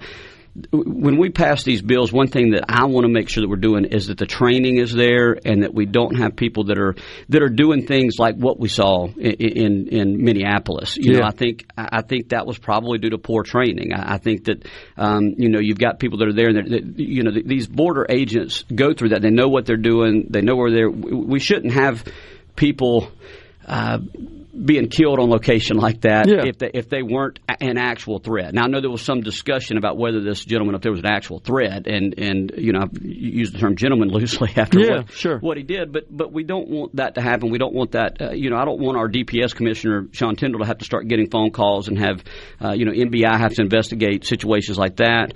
But we do want to make sure that Mississippi is on board with helping deal with this immigration crisis, and I think that's the intent of all these bills. But we're still working on all of that. Yeah, so one bill that's coming out of the House, sponsored by Representative Lee Yancey, would prohibit our state and local law enforcement from interfering. I got to believe that's because of what we've witnessed in Minneapolis, right? Because it does appear there was a bit of interference, at least according to federal officials. That's right. We don't want any of this sanctuary city type business happening here in Mississippi. If the federal agents are here to enforce a federal law, let them do their work and do that properly. If you don't like the laws, petition your government and let the legislature change them. But under the laws that we have right now, and I think most Mississippians agree, we want those laws enforced, and so I think that's a good bill. Yeah. Well, it sounds like that we're well on our way, likely to enacting a number of bills related to immigration, at least this year. It's a hot topic. Yeah, anytime you have a hot topic, you have a lot of bills on it. You have a lot of cleverly named bills that that work through the system, and everybody feels like they're wanting to help. But if we get one mechanism, that's what I was saying earlier. If we have that device, that one bill that can be that vessel to get us to a final stopping point that makes it through these deadlines, then we can keep working on it and see what we can do. One of those is maybe a little dicier. There was a bill in the House and the Senate. This one, authored by Senator Angela Hill, would essentially apply a fee or a tax, if you will, to transfers, cash transfers out of this country to foreign countries. There are some exemptions for that. Yes. That's passed the Senate, right? It did, and I believe it had a reverse repealer in it. Of course, for the people that hear me say that, all that means is it's got to go to the House and come back. It can't just go and end up on the governor's desk, and we'll do that when we know we've got a bill that needs to be worked on. Okay. I think the intent behind that bill is good, but there's also some concerns there. We don't want to restrict commerce and trade and all of that for sure. And sometimes your good intentions have bad consequences. And I think this is one of those bills that maybe could. If we're going to put restrictions like that on there, are we actually increasing the criminality and the illegality that's going to take place with those transfers? And that anytime you do that, it makes it a more dangerous situation. But I get it. Look, the Trump administration is pushing that. A lot of conservative groups are pushing that. And I think that again, I'm glad we passed something, and I'm glad that Senator Hill's looking at that and working on it. Yeah, and we should also point out that this really applies to those organizations that are in the money transfer business. If it's a standard commercial bank, debit, credit card, exempt from these fees, right? That's right. And what we don't want happening are people being here illegally, number one, but number two, coming here and just working and sending it back. It's viewed as a deterrent from people coming over here and working illegally. Yeah. But with that being the intent, I hope that's what we end up with in a bill, is something that addresses that in particular and doesn't harm people who are doing the things the right way. Legitimately. That's right. I mean, I know folks that transfer money to churches and in religious mission type situations. That's right, and I think I think Senator Hill worked on trying to put a refund situation in that tax refund. That's right, a tax refund. If you're a citizen, you're filing a tax return. That's right. You get a refundable tax credit for those fees. So I just want to mention that to let everybody know that she even understands these, and so she's working on it, and she'll do a good job moving that. Okay. Yeah. Sometimes I get concerned that this may cost more money to administer than we actually collect. Right. In this particular case, that could serve as a deterrent theoretically. That's kind of hard to tell. Yeah. Now, you guys got some bills coming over from the House. You care to weigh in on how you'd handicap, notice my pun there, the mobile sports betting bill, its prospect of passing in the Senate? Yeah, so I haven't been involved in a lot of those discussions. I can tell you the concern with some of those of us in the Senate from the coast and from Tunica area and Victoria. We're always worried about our brick and mortar folks that came in under one system, and now we're going to change it. But this is something that I understand we're going to have inevitably. I think most people agree with that. That's right, we do. And with these trade markets or whatever those new systems are. Look, I'm not lucky enough to follow it enough. Prediction markets, right? So those are here legally now. So now we are simply telling these gaming industries they can't participate in that while it's already happening. So we definitely need to look at it. I think we will give it a good look this year. But I do know from talking to some of my colleagues, prop bets are a concern because of how they end up working out in the game, and how it ends up hurting it can end up hurting your college athletes and how they perform. The prop bets do that, but look, they've always been around. They're going to be there. We've just got to be. It's one of those things we're more cautious on. The House has sent it to us. They've sent it several years in a row now, and I think it's time to have a debate on it. I love the debate on these bills. I hope we do. Yes. Just for the benefit of the people to hear, okay, don't just kill it. Why do you object to this? And if you have some legitimate objections, maybe we can address those and get this thing done. That's right. Before you go, my daughter says you're sponsoring a first responders bill. My daughter works at Child Protection Services. Right. She just wanted to give you a shout-out and thank you for that. Real quick, can you tell us what that does? Yeah, about look, 15 seconds. Alex and Daniel have been great on that. We're making it where CPS employees, if you attack them, you can get an enhanced penalty against that. So you talked about that in the Judd meeting that I was at, didn't you? That's right. You brought it so up? We're protecting those folks. They do a tough job. and proud of them. Appreciate it, Jeremy. Thank you, man. Charlie. We're coming right back. From the Seabrook.com. And now, the talk that keeps Mississippi talking. Now, on to the real part. Dynamite! On Super Talk Mississippi.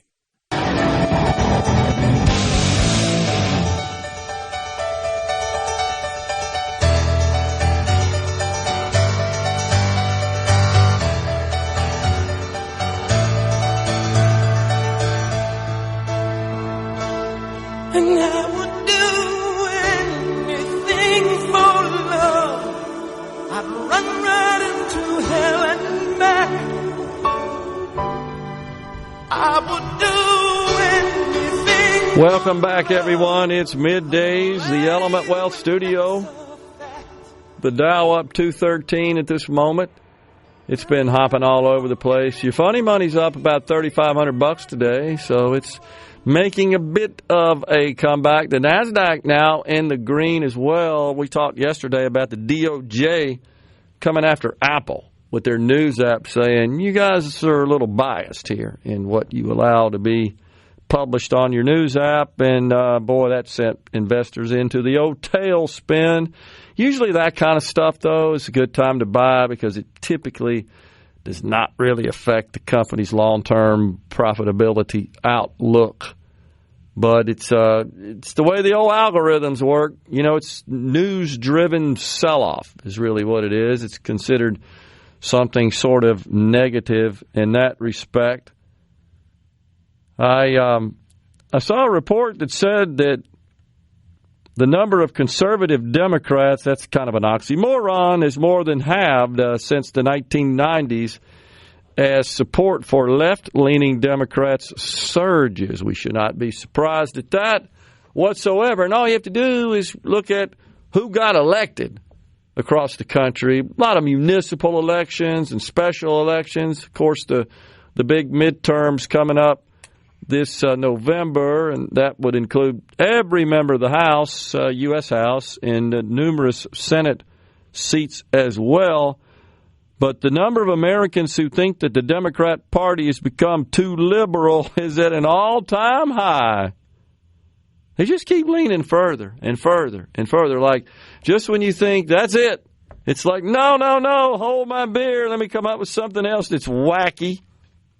58% of voters thought the party had become too liberal, and 25%, spiking from 48% in 2013. Now, back in the Bill Clinton era, it hovered around 41%. Heck, Clinton,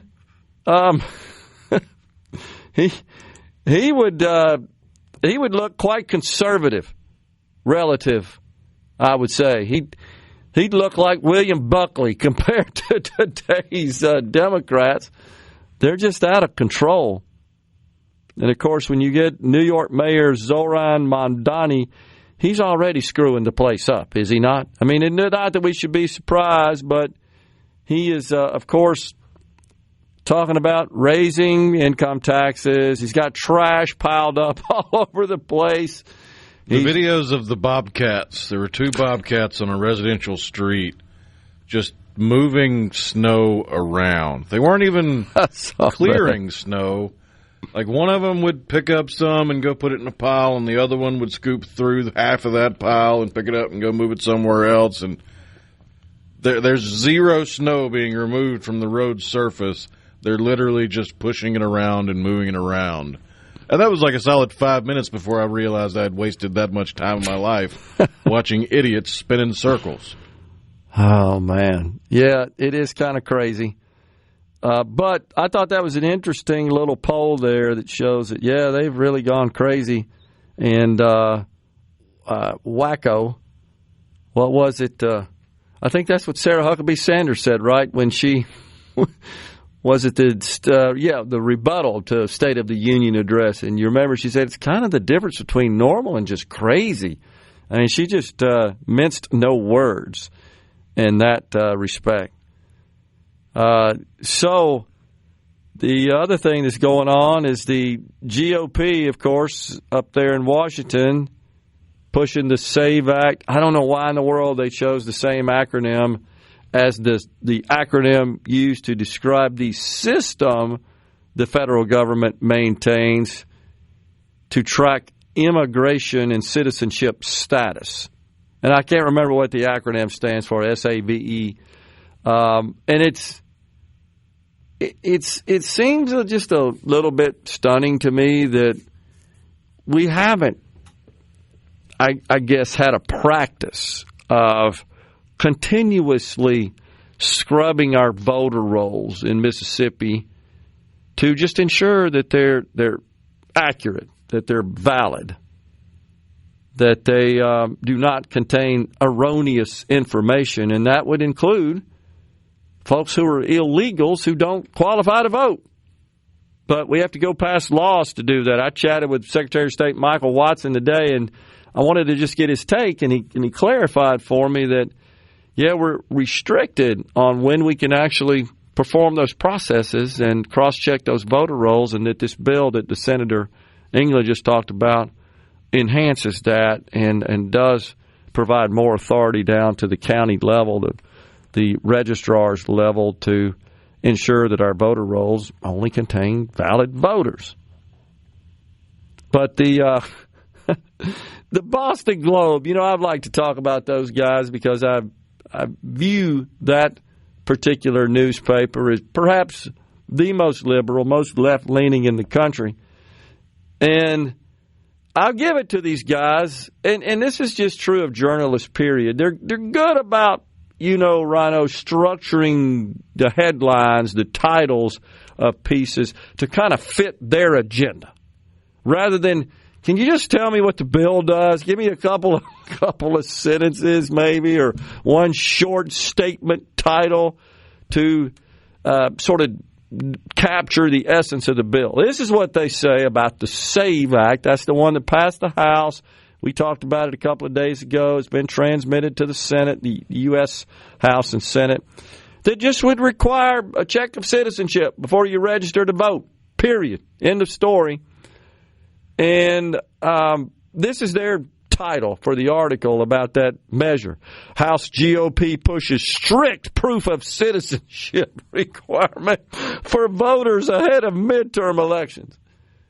What's really even more stunning to me is that we have to pass a law for that, because it's illegal to vote in this country if you're not a citizen.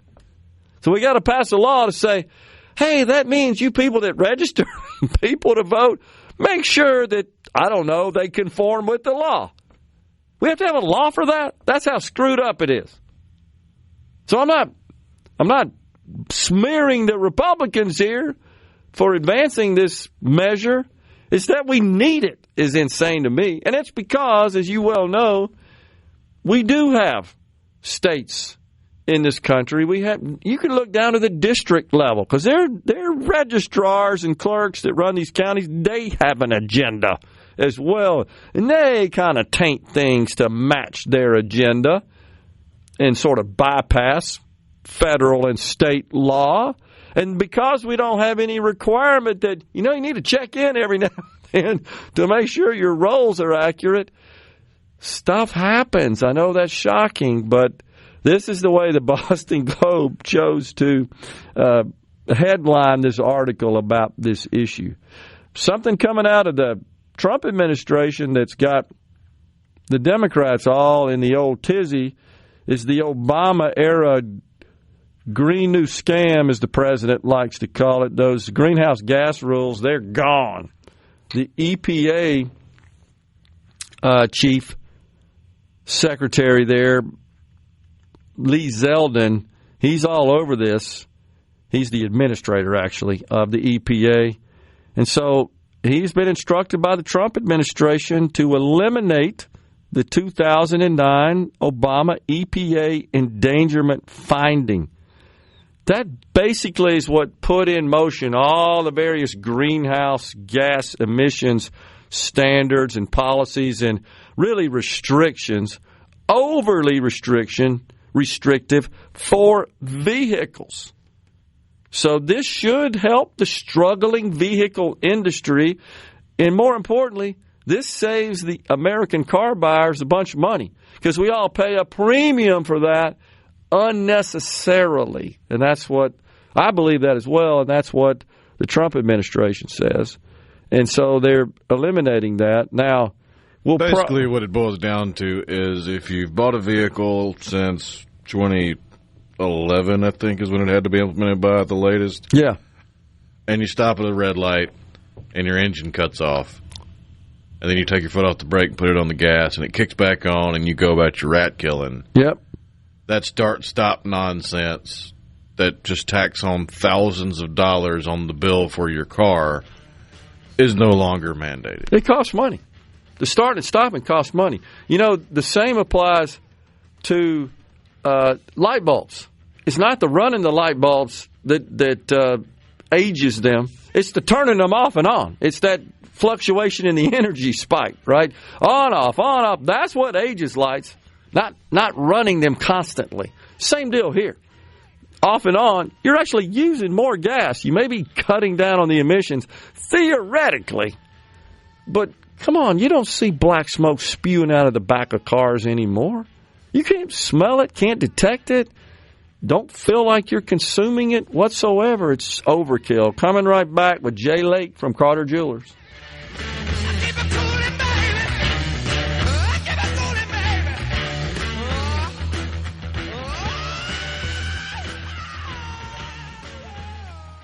Experience the You know what that means. Middays with Gerard Gibert. We'll do it live on SuperTalk Mississippi.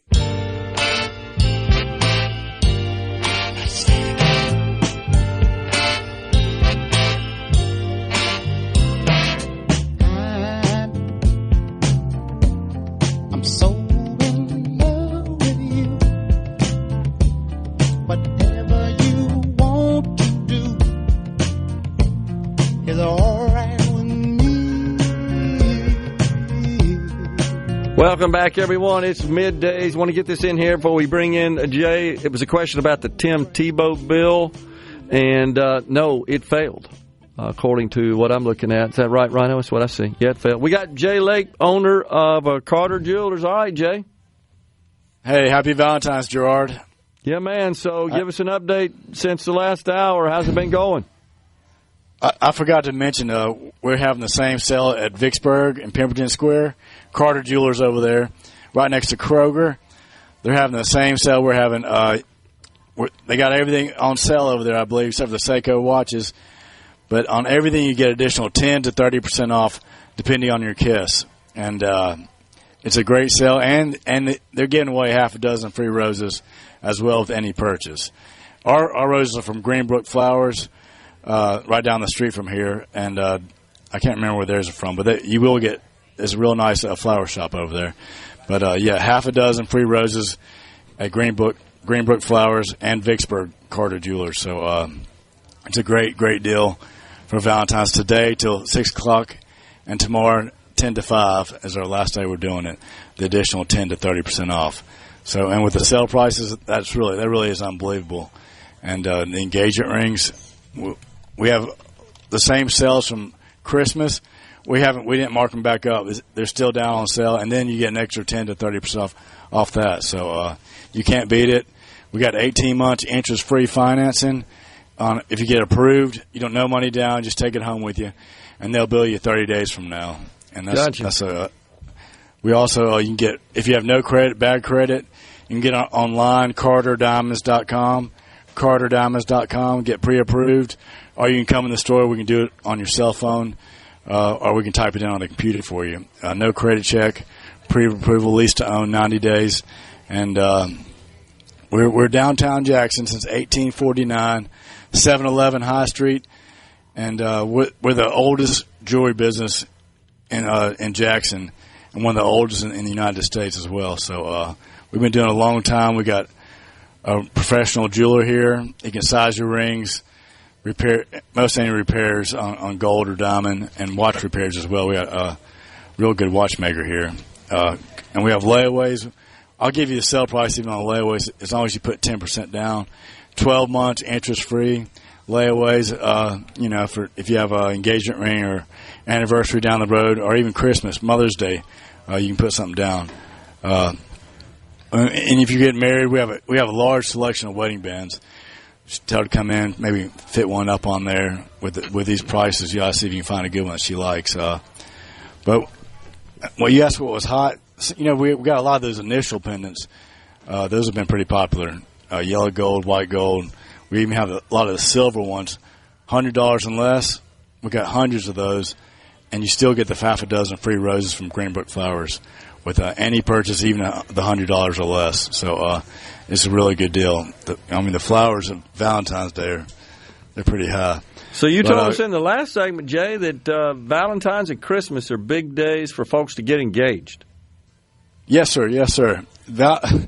Christmas is the biggest one for engagement rings. Wow. And getting engaged, and then Valentine's is number 2. Wow. So a distant second, but we got probably one of the biggest selections in Mississippi that I know of engagement rings, and heavy duty, high quality pieces. We work hard to get them custom made and pick out the best pieces we can for you.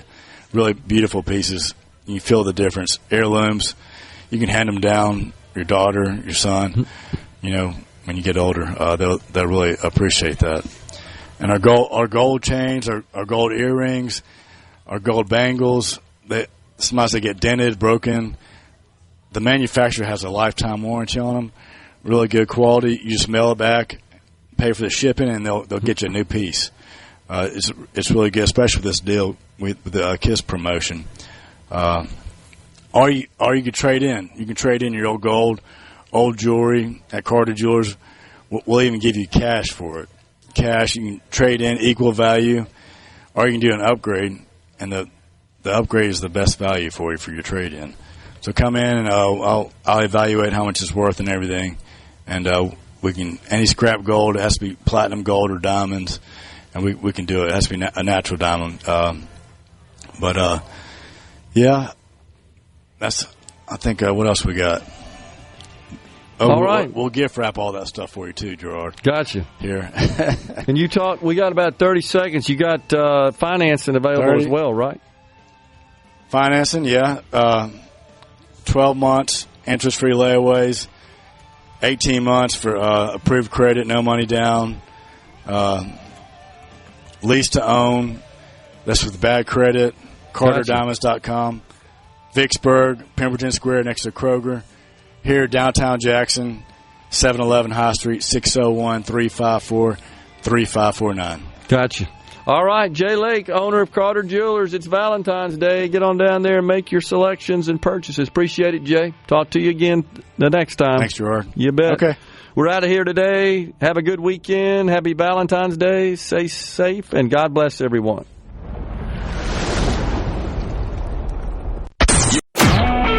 A SuperTalk Mississippi media production.